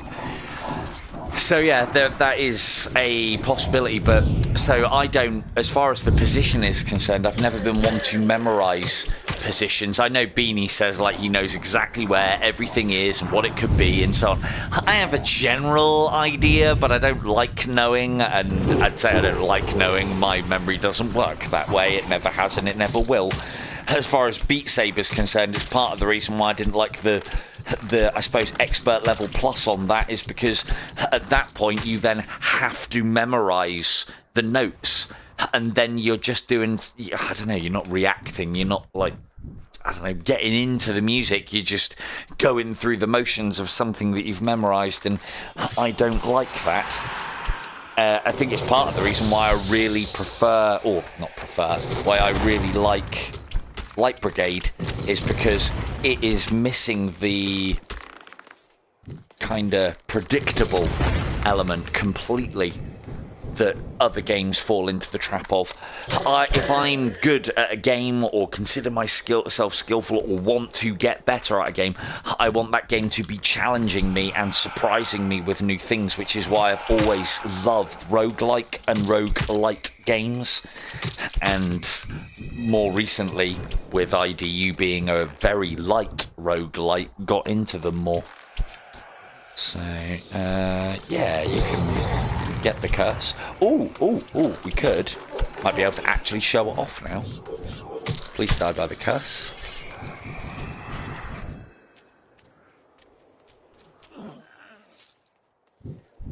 I'll be honest, I haven't noticed, but that wouldn't surprise me because positions have changed between different seasons. So, right, let's get to Asmo, and I'll farm some curse kills on the old, because it should work this time, because as Vega quite rightly pointed out, because I hadn't saved and quit or rested in Sanctuary, it wouldn't update the fact that the arrow has been upgraded to have a longer spread distance, which is why it didn't work last time, because that was the case with Winter's Blight. But again, there's a lot of things that I don't know about the PICO version. I can't guarantee you that how it was working in Season 6 is exactly how it worked in Season 2. And vice versa. Fuck me, I almost went straight at that. I thought those were enemies then. That would have been a first. First time hit. Accuracy test of the PICO. Oh. No. Yes! Third! That was in, and you guys must have been able... I've hit those birds before, and you guys wouldn't have known the difference because you can't see it because it's not that clear. But that was third shot in the wing. Well, maybe in the wing, maybe in the body. Don't think it was a headshot. Didn't get the noise for starters. Anyway, on. So we're going to dispatch old Asmo pretty quick and cruelly. And we can put one there, one there, one there. I don't recommend using lightning to take out these. It's a bad idea. Should do the cool, calm and calculated way, because that's the way that I just did it then, is asking for trouble. You might mess up that teleport and get hit by one of the... Get out of the way. Ow. You might mess up the teleport and get hit by the lava, or you might mess up the teleport and get hit by skulls as you're trying to run away. So yeah. Don't do what Donnie Don't does in that circumstance anyway.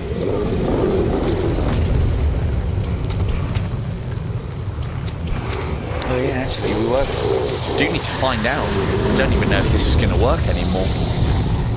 Guess we'll see. Come on, die. If you would be so kind. So one of the things that I was talking about, or I've talked about before, is hitting enemies, the incubi, into scenery so that you can drop them a level and dump them in the lava, and this is so you can do it without... You can see he only came down a little bit, but at later levels, so you could drop them into the lava as long as you get enough quick, concessive headshots. Every time they hit it, when they get knocked back, they also go down a touch. If you use a hand of God on them whilst doing that, the effects are more pronounced as long as you can keep them in the bubble. But that's how you dump an incubi into lava at much higher stages without having to rely on things like cataclysms and other explosive arrows. And you don't really want to be doing that because they're not really useful in any other part of the game, unfortunately. No, nothing's going to help us here. How's about an incursion? Would you like one of those? How about another? Has anybody ever fired an incursion at his face? I don't think I have.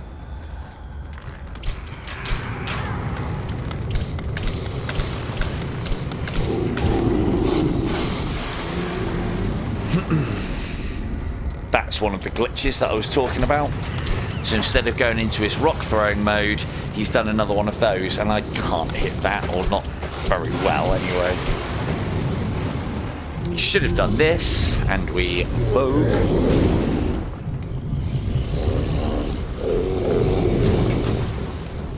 And then he should have done this side, which then exposes his, well, to me, right dorsal flange. That's what they are. Don't correct me, Sean. It's a dorsal flange. I love the word flange, and it's on the dorsal area. So it's definitely a dorsal flange. I got that the whole dorsal flange thing because it's kind of, to me anyway, as a big Aliens fan, oh, that's a good shot. As a big Aliens fan, that's what they call those things on the back of xenomorphs, are dorsal phalanges. I think it's part of their breathing and respiratory system.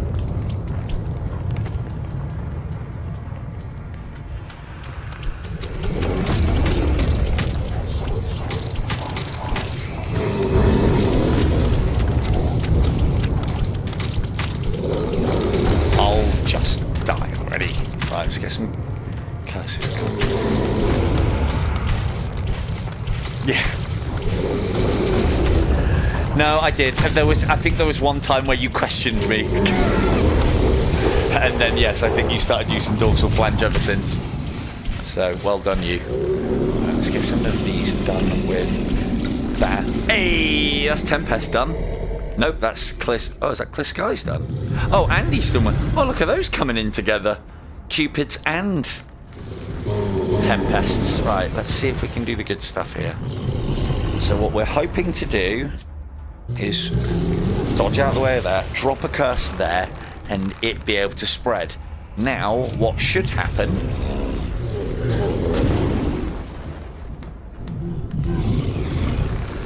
Well, I mean, the reason why I make up these terms is not for any level of fame, it's just so that we all know what I'm talking about when I stream, or say it in something. Okay, so it doesn't look like this is going to work anymore, and it might be because of the other... In fact, actually, this might have been the thing. It's been a while since I've done the Easy Cheesy guide, which I might be doing for Light Brigade soon. Found a way to Easy Cheesy some choice achievements in that.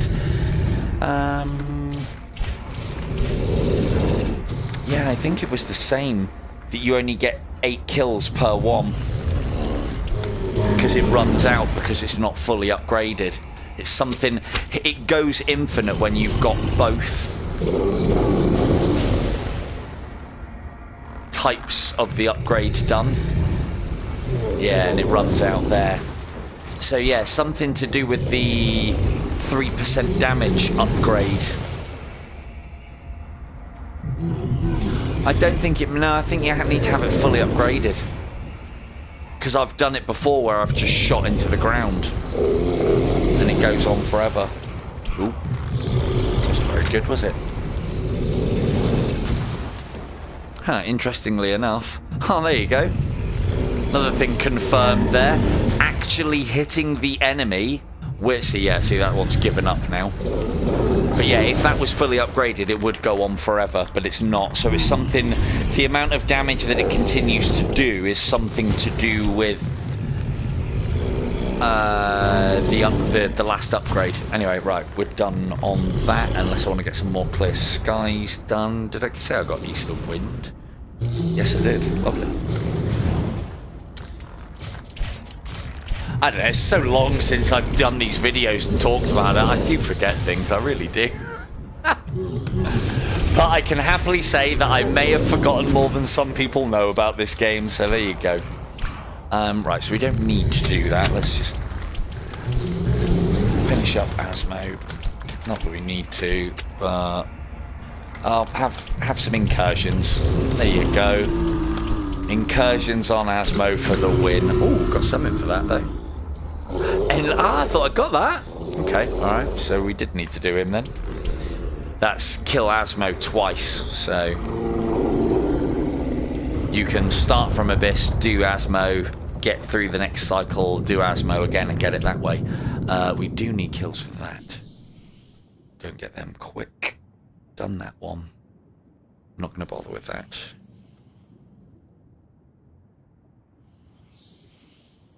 I know. Yeah, no worries, Vaughn. See you later. I don't think... How much battery have I got here? I do have plenty of battery left.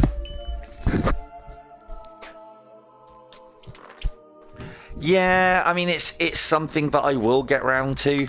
But there's, as you can probably appreciate, there's like more, not more pressing things, but there's videos that I need to be doing now whilst games are hot, I suppose. I'm trying not to be a victim of that, but it's ultimately always going to happen. Let's see if we can get lots of these together. Best way to use Wrath of God? Straight up. The amount of damage that does, and this is on cycle 3. So that done a heck of a lot of damage to him, and it was because of the hang time that I got out of Wrath of God. Again. There you go. It's this cycle is where Wrath of God starts kind of cutting out a little bit, I guess.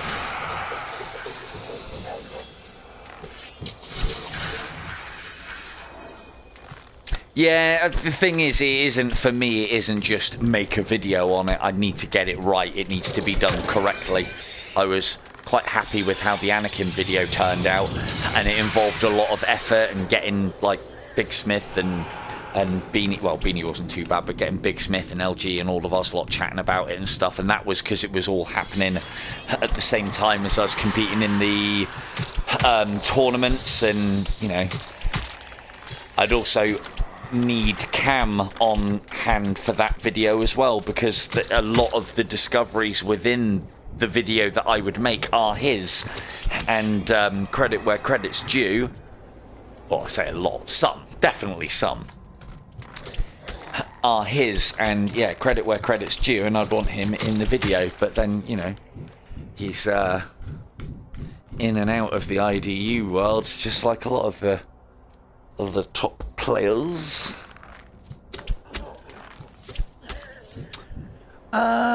Do we need to really be here anymore, do we? I suppose there's some kills to be had with Wrath of God on the old bats. So we'll get that tidied up. Oh yeah, see what we've got in here as well. Ooh, quiver. Yeah. More Wrath of God kills. I didn't quit. The thing is, even I've never stuck around on a game for as long as I have with this. But, you know, it is a long time to play and stay on the same thing, especially when a lot of the things that you're saying, doing and covering are the same thing over and over again, but told slightly differently or with ever so slight changes, because there's never been any massive changes. There you go, Wrath of God lesson 101 right here. That's how you should be using it. If you're not using it that way, you're not getting the full effect out of it.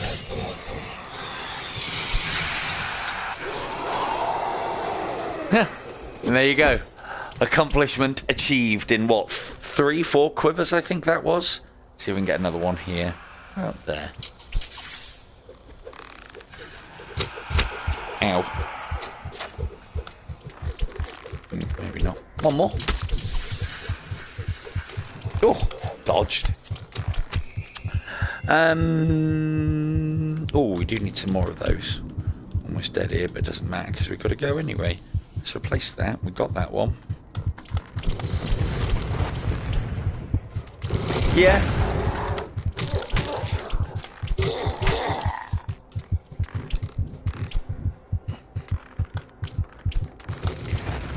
There is that. But then that's the thing is, I suppose the other thing that you've got as well is Cam was doing live streams and videos. I've known Harry to do a little bit as well. But again, it's one of the problems that Cam said is that, like, you know, I've kind of covered a lot of the things that he could do and say. And there's only so many ways you can skin a cat with a lot of stuff that we do. So, yeah. And then, yeah, the obvious problem is... Oh, yeah. Obvious problem is we're getting to the point now where, well, There might not be any new content, even so everything that we'll be doing will be exactly the same again, and it's... I don't know. Maybe they're quitters for leaving too soon, or I'm fucking weird for sticking around for so long. Good job I haven't got anything better to do, isn't it? But yeah. So...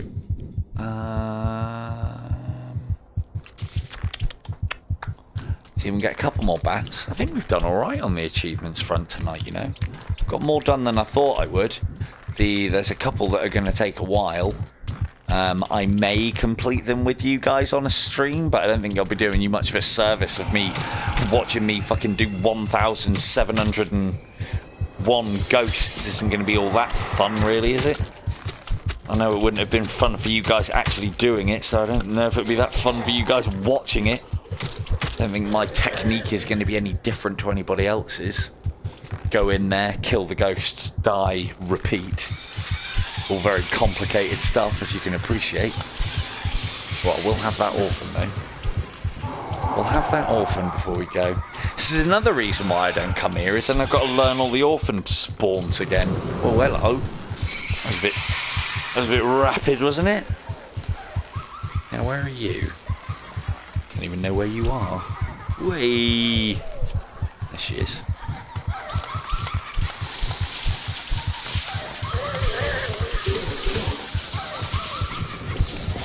No, so...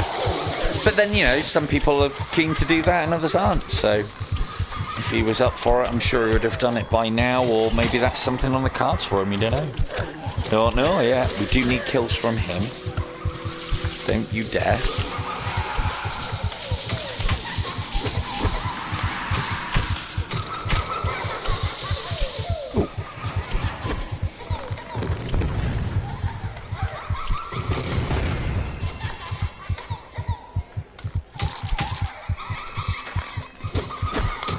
Ow! Ah! Well, yeah, so that's the thing, though, is like, look at me with another example of me again. Do need to die at some point to see where I am with some of the progress on these things. Oh, there we go. We've only got 33 left. Easy. We'll get that done tonight. No worries. So... like, for instance, there is a limit to what you can do. I found out mine the other day by trying to play Breaches, which is an unfamiliar game to me, against very good level opposition, whilst managing chat and the team and trying to come up with strategies and plans for a game that I haven't really done much of before. So I hit my limit.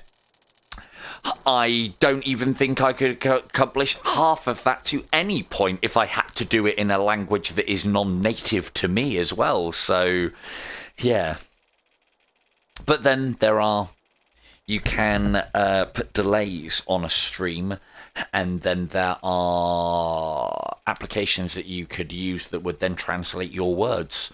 So it's doable. And then he'd be able to speak in his native language. But then the thing is, if it was that good, how come people aren't doing that already? How come there isn't?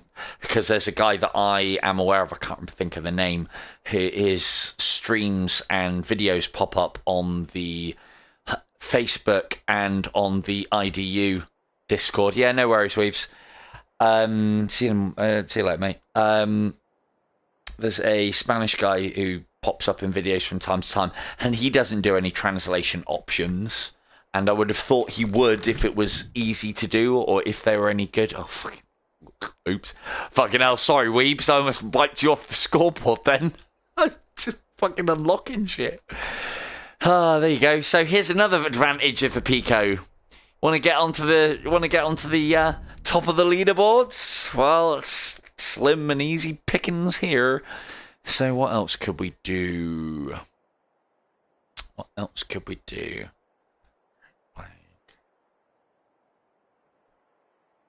Yeah, I have watched him. He definitely does a good job with the old slow time.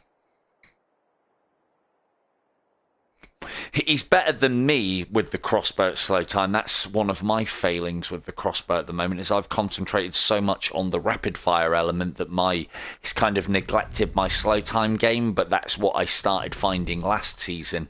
So as I've been saying to people that have been asking me about techniques and how you do the crossbow, and it's like one of the things I have to remind people now that people are starting to get to the point where I got to, is you will get to a point where this gunslinging with the crossbow will only get you so far. However, that so far is sort of like cycle 10, 11, maybe 12, and then you'll rely less on it and more on the slow time. So low-hanging fruit. He'll have gone as far as he has come. Look at where he is. He's 2.3 million ahead of his next closest competitor. I would like to think that Rick Bess is very much like me. Yes, it is low for Rick, but I would like to think that Rick is very much like me in that he'll do enough to encourage. He doesn't want to be up there with no competition. He wants to be up there, and he wants people chasing him, and he wants that sense of thrill and competition. He could put 10, 15, 20 million up there, but all of these people are never going to even try and touch that. At least here, people will think, well, he's only a couple of million ahead of me, and they might make an attempt. You never know.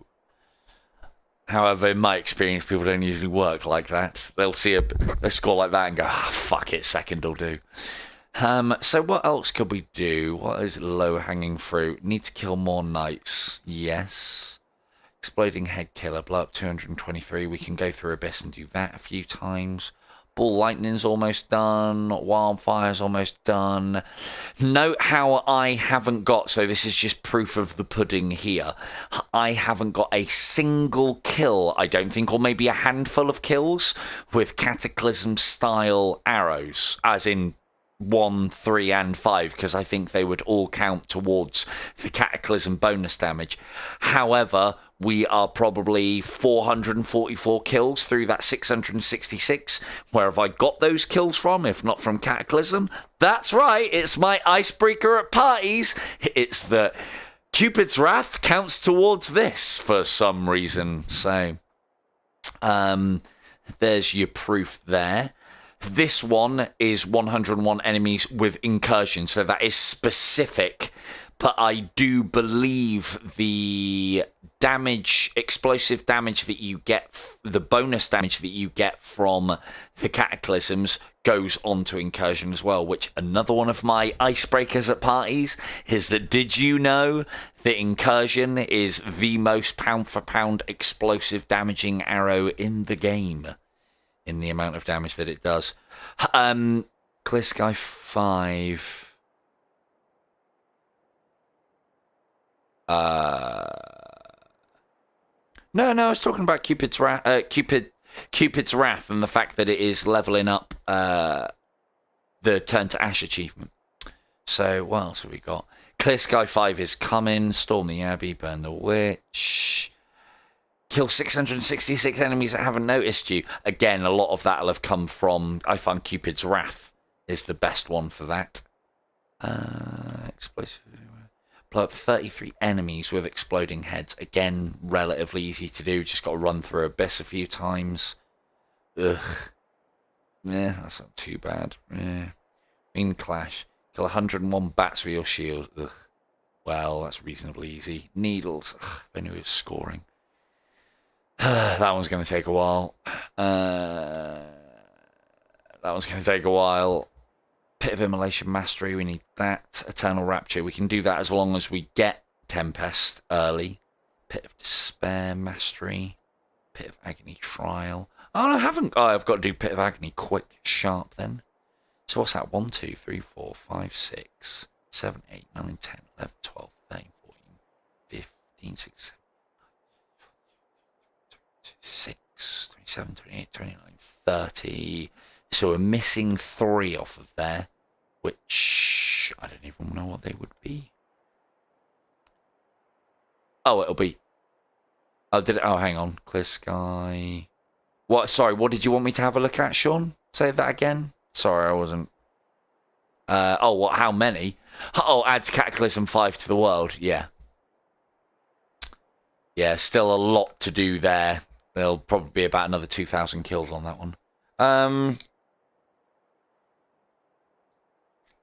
Time are we on? No, that takes a picture. 11:30. What could we do? We could do... I still haven't got that one. A million damage in one afterlife.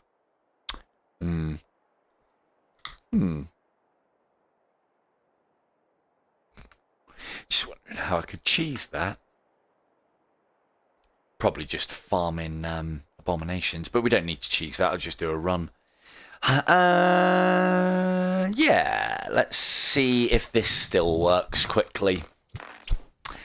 Now, the problem with my old system of doing the golden bats is there was a system to it once upon a time, but I believe Super Bright changed the... So we're going after the kill 66 golden bats one. And I believe Super Bright, because they changed the set configurations of the levels, they put it in so that some of the levels couldn't have golden bats in them at all. Because it used to be the golden bat was always in the first area of desolation, and the golden bat was always in the second area of purgatory. And if it wasn't in the second area of purgatory, it was by Anakin's castle. And they changed all that when they messed around with the levels. We do need some bat headshots, I guess. I don't really want to have to, but that was too close. That was rubbish. That was good. There we go. Yeah, let's get some bat kills. See if I can find the golden bat here.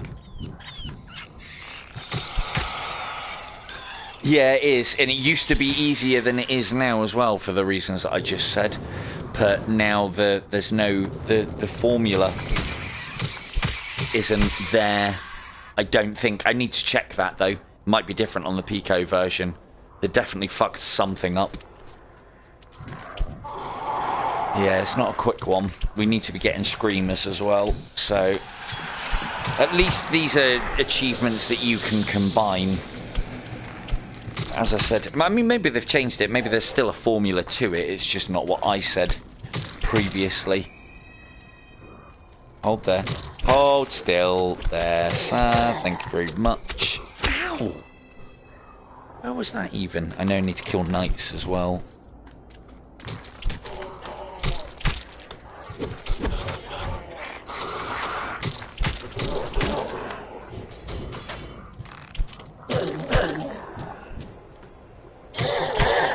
Oh yeah, they changed that as well. Yeah, I did have some hard and fast rules, and then they've... Because what I think happened there, I think I said it to you, is what I think they've done is they've kept the spawn point for the golden bat the same, but they've rotated the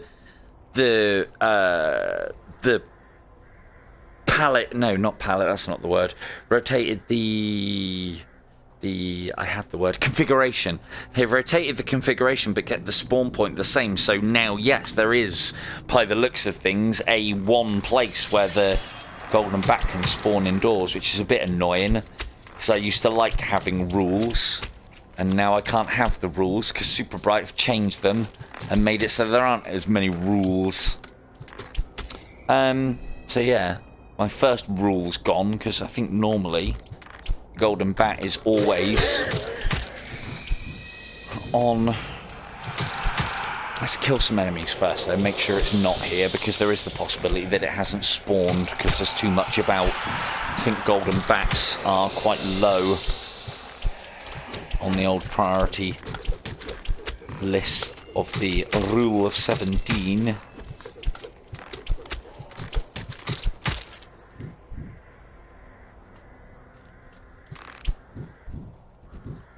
Yeah, you just have to listen for the bat chirp, don't you?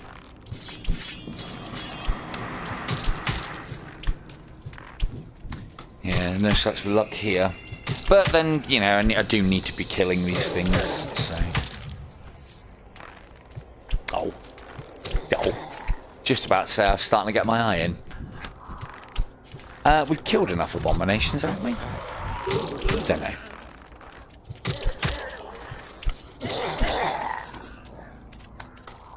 I wish you could hit the dead bodies, I really do.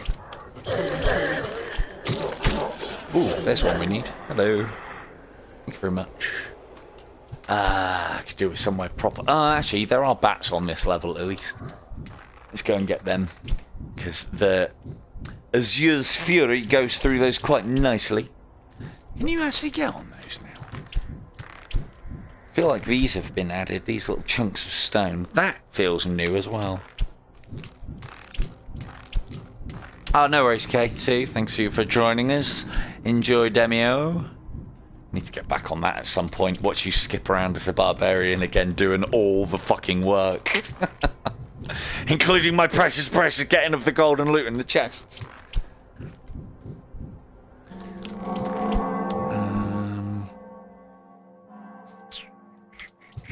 Need a few more wildfires as well.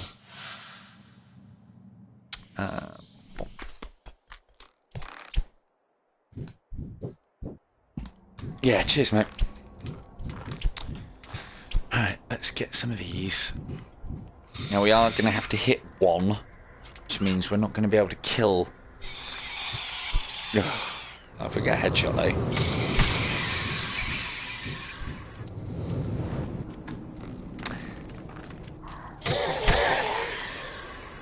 This is arguably a lot easier challenge than a certain other one that requires you to get so many kills with an arrow. Yeah, I do think the Divine Sight 3 to unlock Divine Sight 5 was very obnoxiously planned. Very unnecessary grind, which again is why I decided to break it as quickly as possible when it came out.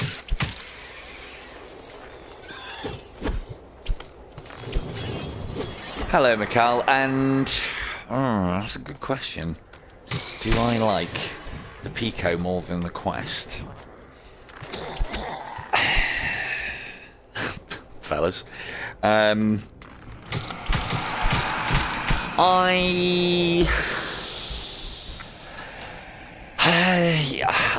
I got it initially, I was leaning towards a statement as bold as that. The more I play with it, and the comfier I have made it, the superior it becomes. Don't want to make any wild and sweeping statements, because then it will sound like I'm shilling out to PICO, and that is definitely not my intent. But as I think it's quite obvious.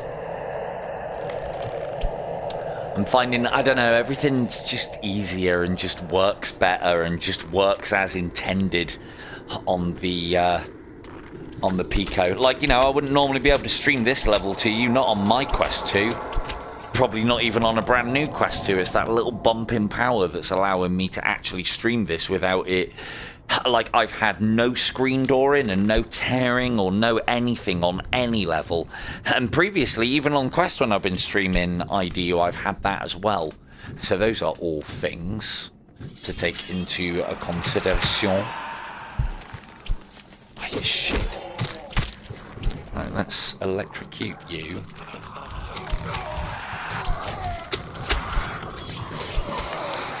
Yeah, it's definitely...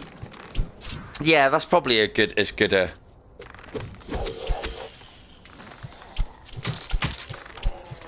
Yeah, it's definitely a step up. But then that's the thing, is like, if you are saying... Herein, I suppose, lies my argument. If you are saying that the...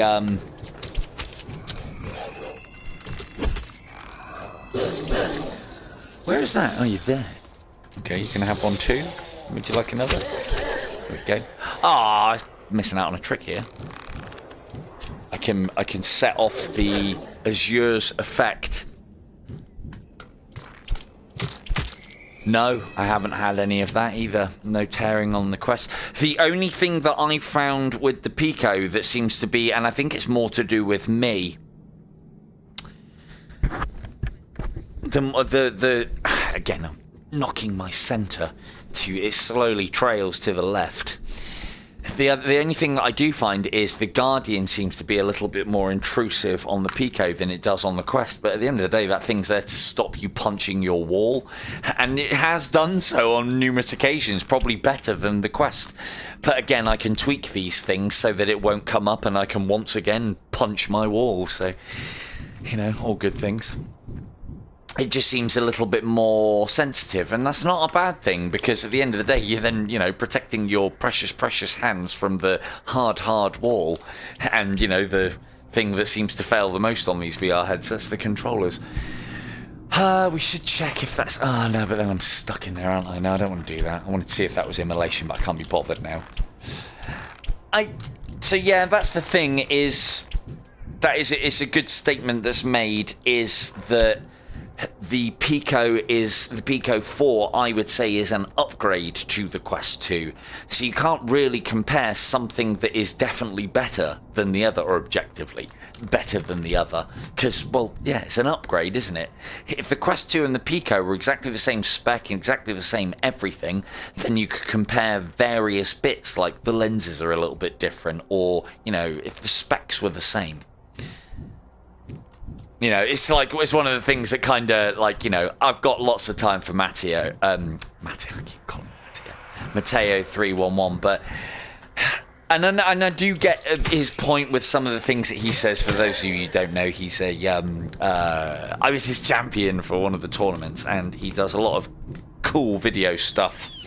But one of the big comparisons that he makes is, like, making comparisons between the PlayStation VR 2 and the Quest 2, and it's like, come on now, it's like completely different weight categories that they shouldn't even be compared at all. So, but, you know, YouTuber's gonna YouTube, right?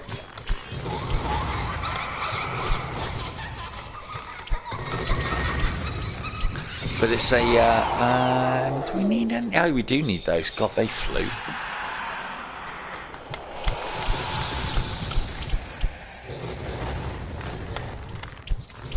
I do love using all these. Oh, that'll have been the golden bat then. So that was in section 2, right? I think that was the golden bat. Does he usually make? Yeah, no, it must have been. No, that's no worries, dude. You. Right, let's use these cupids. Kill the last screamer. Restart. Go again. So that's one golden bat, and we'll have got 4 screamers out of that as well. So yeah, it's definitely an upgrade, but it's, I suppose the big question is, well, yeah, if you had I think I've summed it up reasonably well. If you have an invested in a Quest 2, I don't think for native it is enough of an upgrade to warrant the upgrade. However, if you are doing other things like PC VR, which you probably should be, I'm weird that I don't, probably, and if you haven't that invested in the meta as far as like the games bought and everything, because, you know, if you go from Quest 2 to PICO, then you're losing your library as well. Got to remember that could be potentially, you know, I've spent potentially hundreds of pounds on games, and to lose all of that because I want something that's 10, 15, maybe 20% more powerful. I mean, I've done stupider things, I'll be honest, so. But then there's also people hate meta, you know. PICO offering you something different. There's that. That's quite a big thing, I think. Yeah, let's kill these last ones down here. That's a few extra kills. Yeah, hitting the shield on a knight with Azure's Fury procs off the effects to everything but him, because it counts as a hit, so that would tear through.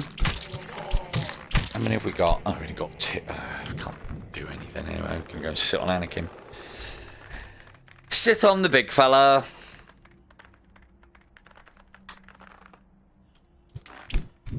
Thing is, though, like, there is the possibility... Yeah, exactly. Horses for courses. Good phrase. I like that phrase.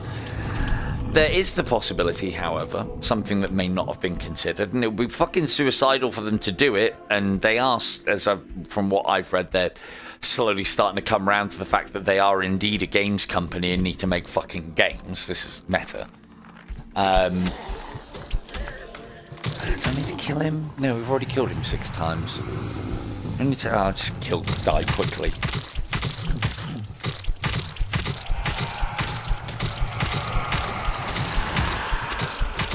Right.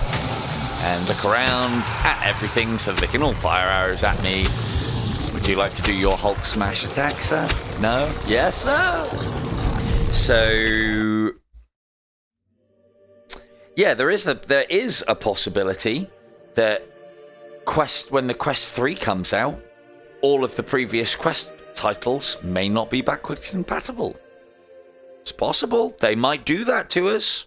They have on PSVR 2. Everything that's coming out, as I understand it, and anyone who's got PSVR 2, correct me if I'm wrong, but anything that you have on PSVR 1, you can't play on PSVR 2. If that was a thing with Quest 3, then I would go PICO all the way if I was in somebody's situation like that. Like, you know, oh, so you're not going to make all of my library that I've spent all that money on backward compatible? Fuck you guys, I'm out. So, yeah. It's possible. It would be crazy, but they did it on PSVR. And that is arguably even more niche than what we have on... well, I suppose it's more niche. So, yeah, it should be crazy, but I don't know. Sometimes these people and the ways that they think and do things, just, I don't know, it doesn't seem sensible, really, does it? Anyway. So, we have a golden bat to find. We know, well, we hope we know, that from my last video, we'll scrap some ghosts quick. Always going to need more ghosts.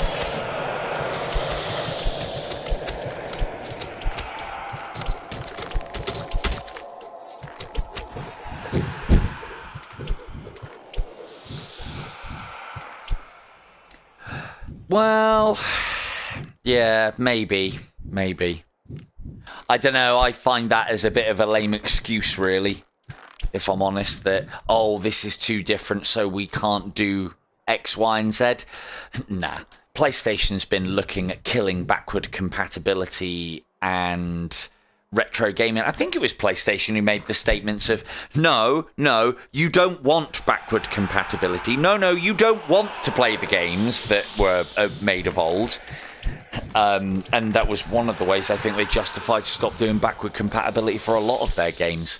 Then all of a sudden they find another way to market it for free. I think it was all down to the fact that they had to put more hardware. Oh look, a golden bat, section 2. He's very hot. No, that's not a golden bat, that's a bird. A bird? That's a bird. Don't think I've ever seen one up circling that, if I'm honest. There's a bird. What's he doing there? I'm going to go and shoot him. I'm going to find out.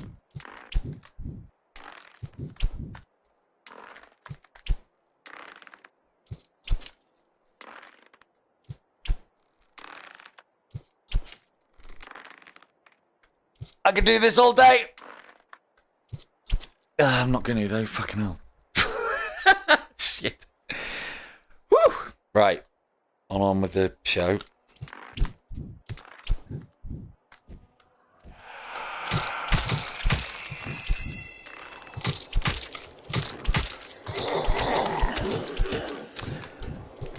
So yeah, I think it was PlayStation that did that. Yeah. Well, no, it was, yeah, I don't think it was a cost effective. I think it was... It's pretty good. It is pretty good. Yeah, I think they were, as I said, I think they were quite a big proponent of it. And as you said, it wasn't so much that they couldn't do it, it's that, yeah, it's not feasible. You know? It's like, well, it is, isn't it? You just charge more, don't you, if people want that. But then it's not as marketable as what they should have said. Feasibility and marketable are two different things.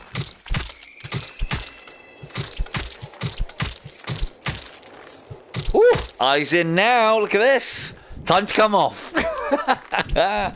Right, so we've got... I haven't seen a golden bat in section 2 either. So it's probably going to be over there. Or I haven't heard it anyway. But it's one of the things that I did find with the... I think it was the Season 5 upgrade, if I'm honest. God, it's not even here. Yeah, no worries, Blue.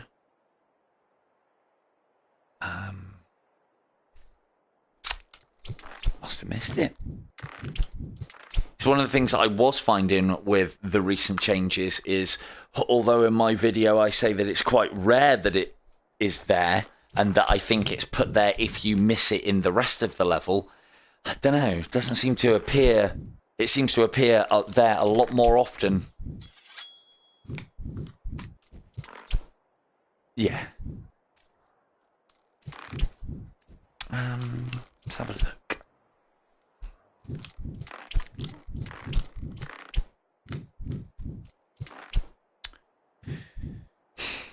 Now I know there's a spot there for the golden bat. It's on there.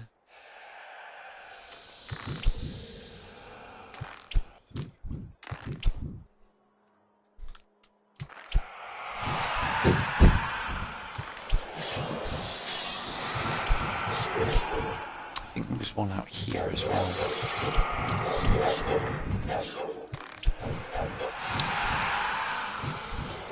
Oh, could it be inside?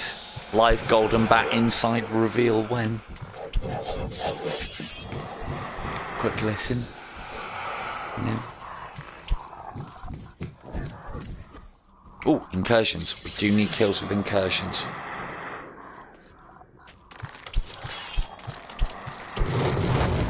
Yeah, don't worry about it. It'll show in the... If it doesn't show in the actual chat, it's probably some bullshit filter that YouTube's got on, or maybe even something that I've left on. But hey, who cares? Who cares about YouTube chat? It's my chat you want to be in, which is technically YouTube chat.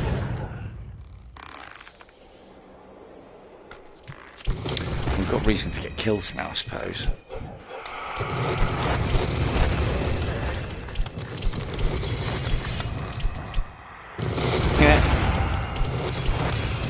Do love those kills that come flying in.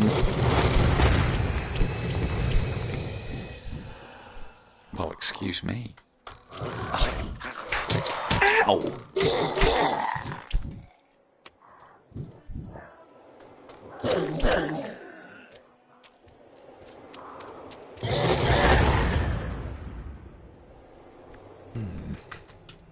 So one of the other things I'm actually going to try as well is, one of the problems that I had with PC VR is obviously my PC, I understand, is not powerful enough, but I also always used to find whatever I did, even on low graphics, really blurry and really like shitty, not clear at all. And I know the difference between graphics and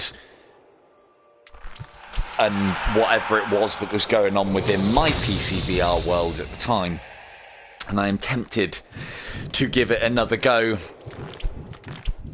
with the PICO and see if it's better, because I bet it is. I know I've got the network to do these things.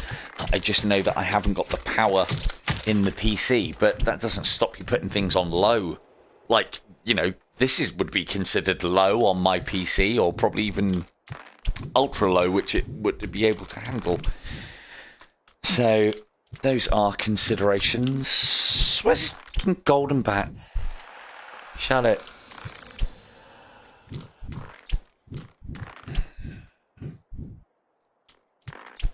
This was the other thing that I was finding as well, since they changed the configurations, is there was times when the golden bat didn't even show up at all, which, as Sean was saying, makes the Oh, right in front. I've never seen that spawn before. But again, I haven't done this challenge for a while, so... Right in front of the pit. What a prick. And I'm not catching you. Fuck off, golden bat. Right, it's just fury.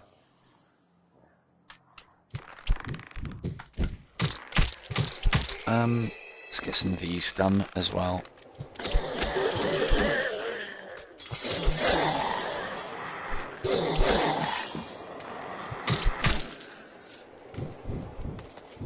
Could do with these kills, you know. 2 arrows that I need. If I can get incursion finished, that's quite a big one.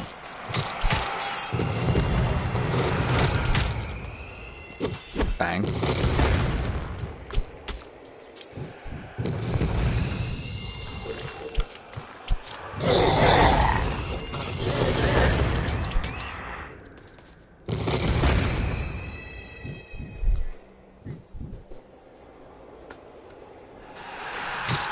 Ooh.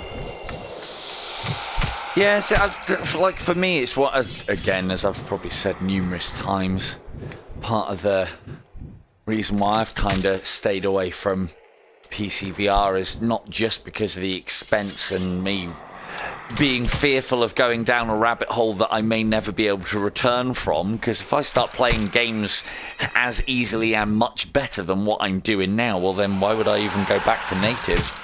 But it's also the fact that I get the impression that a lot of yous play them natively and maybe don't have access to PC VR and whatnot for whatever reason. So I kind of stay within that bubble as well. So I'm playing games that at least you guys could go and play. So, because let me tell you, it's a lot easier to get Steam keys than it is to get Quest 2 ones. That is definitely a thing. Right, let's go and waste this quiver in this pit. If it's immolation, we need a perfect from it. Oh, bastard. Tell you what, the writing as well is mega clear.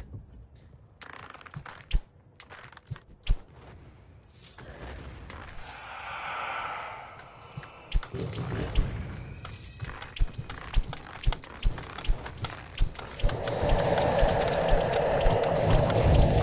even care about how they die.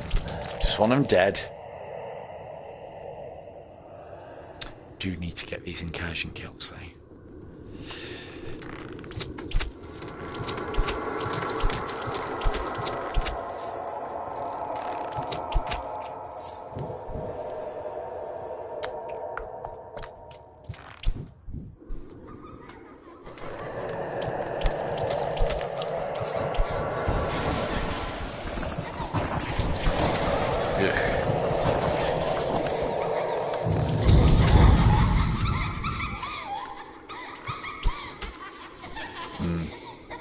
Yes, quite.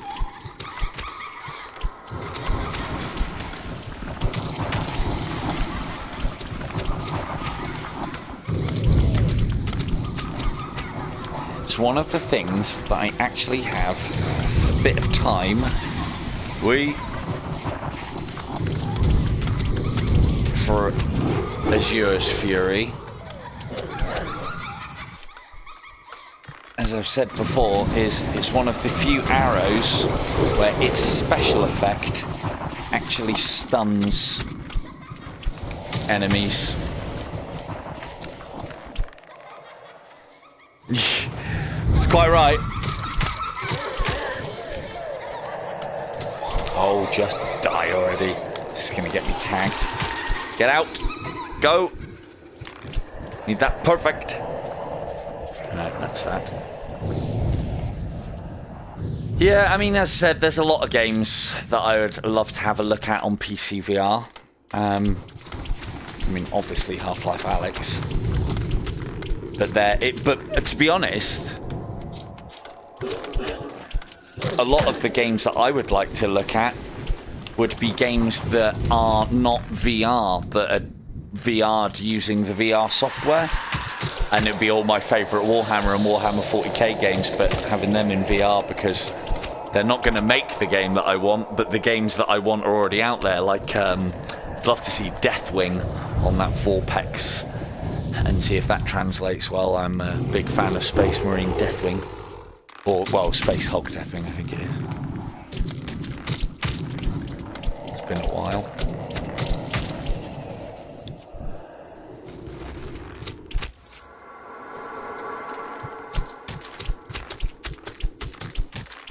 And we're getting some ghosts here as well. If I haven't done the immolation perfect, there's the likelihood as well that I haven't done immolation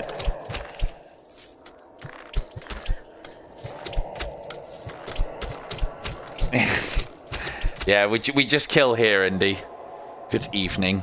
Are you streaming tonight, sir, between your things?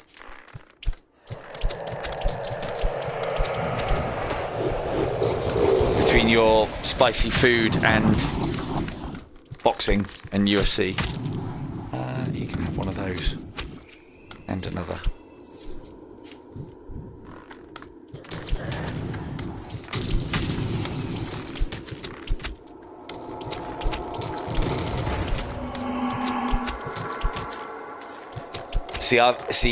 I've been told. No worries. I've been told, and from what I've seen, because Shuey did a review on that on Power on VR, and it looks like it's one of those gloriously no substance games. Which, yeah, that's fine, but how many times are you going to play a game like that, you know? And there's a lot of them about, things that look amazing, but they're just, yeah, that's all they do. Everything else is a bit shit. It's not really what I want from expensive games where I'm trying to get a gaming experience. It's all well and good having the experience, but where's the fucking game?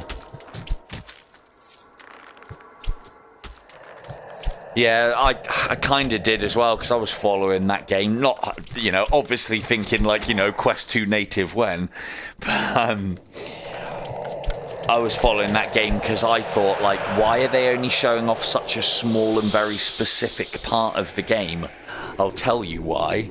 Oh, God. Stop there. Wait there.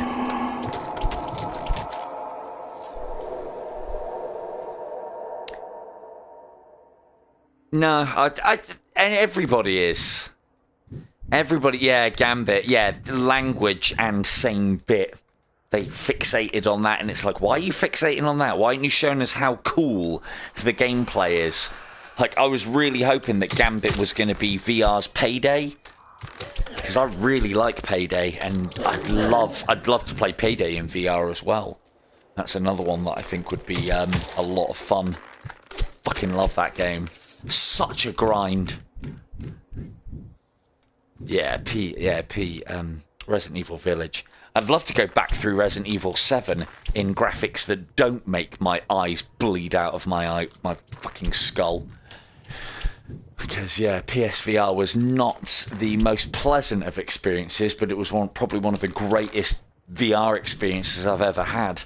It's a long time that I've, like, physically found it difficult to turn the computer game back on because I don't want to do the thing that it wants me to do next. Fucking horrible. Yeah, I played a huge amount of let's get some more kills with it, see if we can get it finished. I played a huge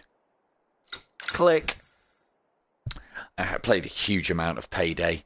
We got to the point where we could complete, me and the little crew that I had, we all had our roles, we all had our bits and pieces, and we got to the point where the first bank level in that, or the first and only bank level in that, we could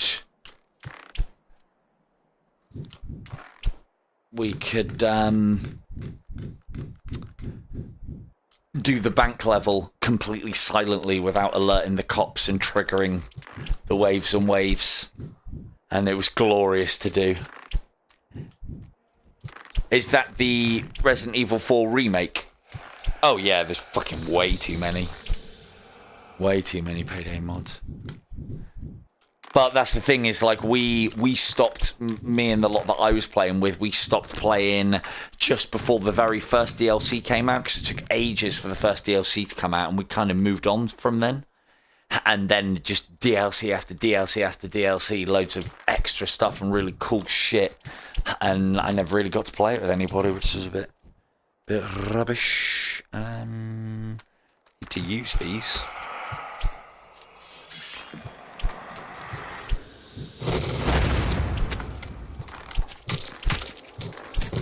Yeah. On for you. Hey, there we go. One step ahead, lovely. Coming in thick and fast now. No droughts on the old... Oh yeah, we've got some more down here that we can use. No droughts on the old clicks tonight.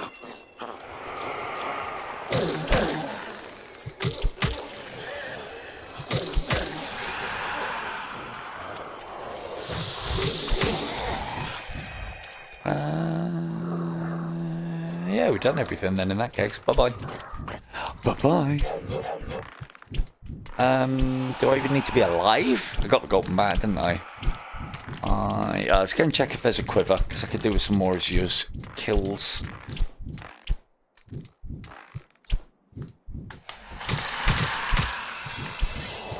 Let's have a look.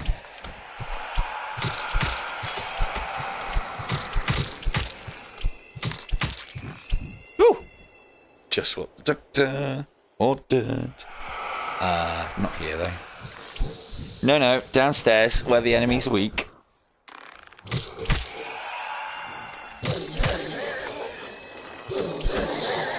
Oh, it's so piss weak.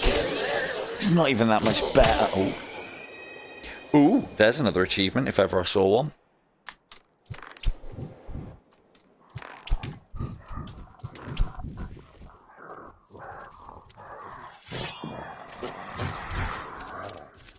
Yeah, I'd imagine if he's gone through professional from the very get-go, like a 0% new profile run, like this is kind of supposed to be. Come on, join the conga line.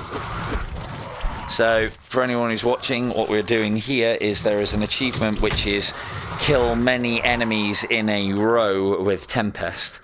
The easiest way I've found to do it is to gather these good gentlemen here and then go off down there and then shoot one through the lot of them. And then that should trigger it. When it says kill many, the official IDU super bright number for many is 7. And there we go. Eternal Rapture. Simple as that. As long as you use you teleport away, use your slow time, put a little bit of distance between them, slow time until you're ready to take the shot, and then take the shot, and they should all stay in the kind of vicinity so that you can get the kills. But yeah, I think it's like 7 or 8 is considered many in this game. Also, the distance of inconceivable is about 400 yards. Exactly. Yeah, we've still got some arrows. We use these arrows up, then we'll die, and might call it there. We'll have a look. So I'm like on time and battery. I mean, if Indy wanted to play some breaches, you know. It's too much to ask, I think, sometimes. It really is. It keeps doing it, because it always does it at the same time. Now, one of the things I need to remember to do is to do that this time, and then put on fine. Cool. And we're back. Yeah, I think that might be a timing out thing on my screen and PC, and that's why it does it. And I've only really been noticing it because I've been doing these much longer streams now with the PICO, so it's not even like it's a bad thing. Oh yeah, cheers, dude. Hang on. Stop. And look, this is the other beauty of it as well. I can just catch it there. Ooh, 1 bar. Good call, Mr. Vega. Good call. This one looks like it's at 4. Yes. Can almost pretend that I'm like a robot with this battery pack chargy thing in the back of my skull. Right. Less roboting, more IDUing.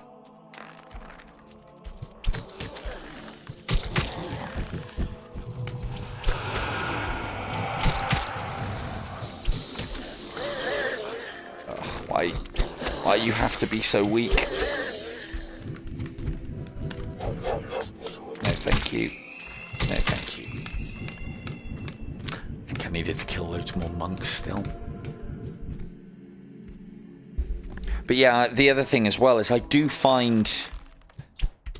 think I'm finding, not necessarily on IDU, but that's not a bad thing, because IDU's tracking does arguably need to be very precise, and you also need to be very used to it as well.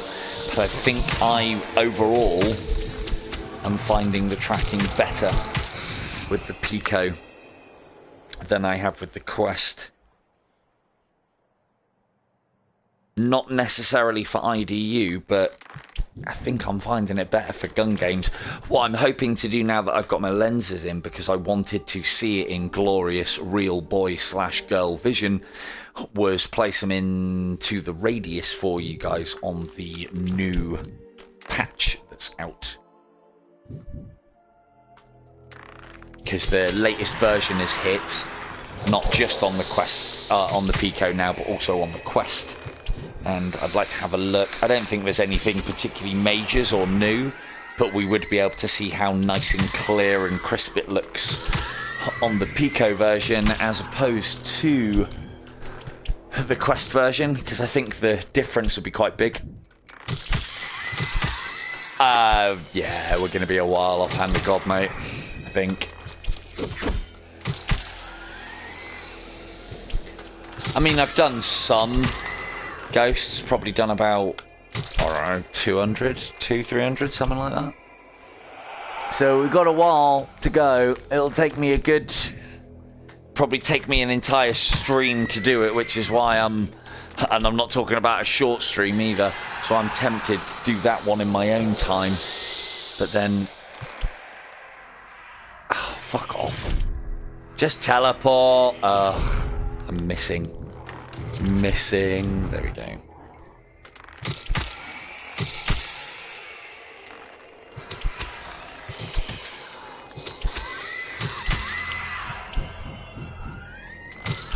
Come on, do the cupids. That's what we're here for. Want them cupid kills.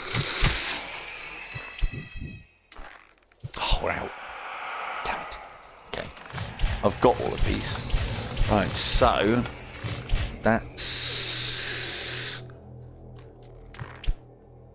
that's a lot, I think.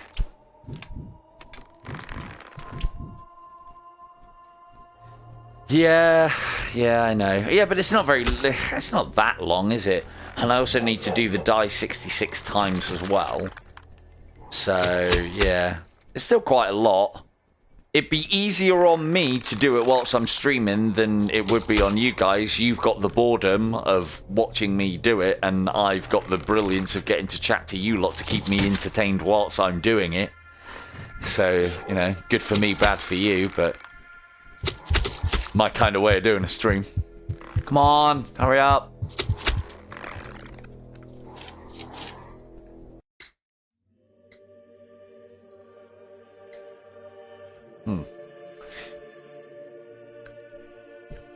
Alright, let's see where we're at. Yes.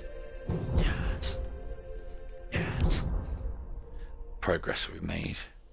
Sinful current, yeah, that's going to take ages. Yeah, that's going to take ages. Oh no, not too. Oh no, so yeah, we're not even at 561 at 65. So yeah, maybe a little bit more than I thought. 300, maybe. 65%, 561. 320. 320. Well, no, I don't know, Sean. Now, come on now. I've never said that I think I'm boring to watch. I'm thinking that some of the things that I could do could be perceived as boring to watch. No, if I'm doing the same old thing over and over again, I know how much of a chore that fucking achievement is. And we've all had to go through it if you want to get Hand of God. And why you'd want to go through it a second time watching someone do it would be beyond me. I'm sure I can find something to keep us entertained whilst I'm doing it, though. Maybe I'll do it whilst... Oh, I could drink whilst I'm doing it. That could only go well, couldn't it? Anyway. Simple current, no. Are we close to anything? We've got about like 2,000 more Cupid kills. They'll come though. Pit of Despair, Mastery, Pit of Trial. So I need to be quick through Agony and perfect through Despair. That's going to take a while. Yeah, I'm probably with you on that one because that's 60. That's literally 66 instances. But well, yeah. I mean, both achievements are much of a muchness. There's things that you can do whilst you're doing either of them. What one is? So abolish the incubi. So we've almost got that one done. That's going to take a while, but we can be doing that whilst we're doing pits, ghosts. I do still need to get abominations and monks. Where's the... Screamer's Heavenly Silence. What a great picture. He's not happy. Kill 66. About halfway through that.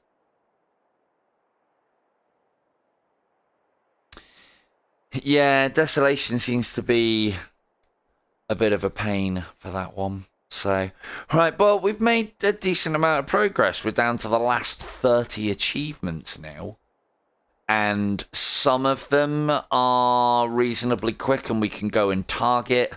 Others are not so much.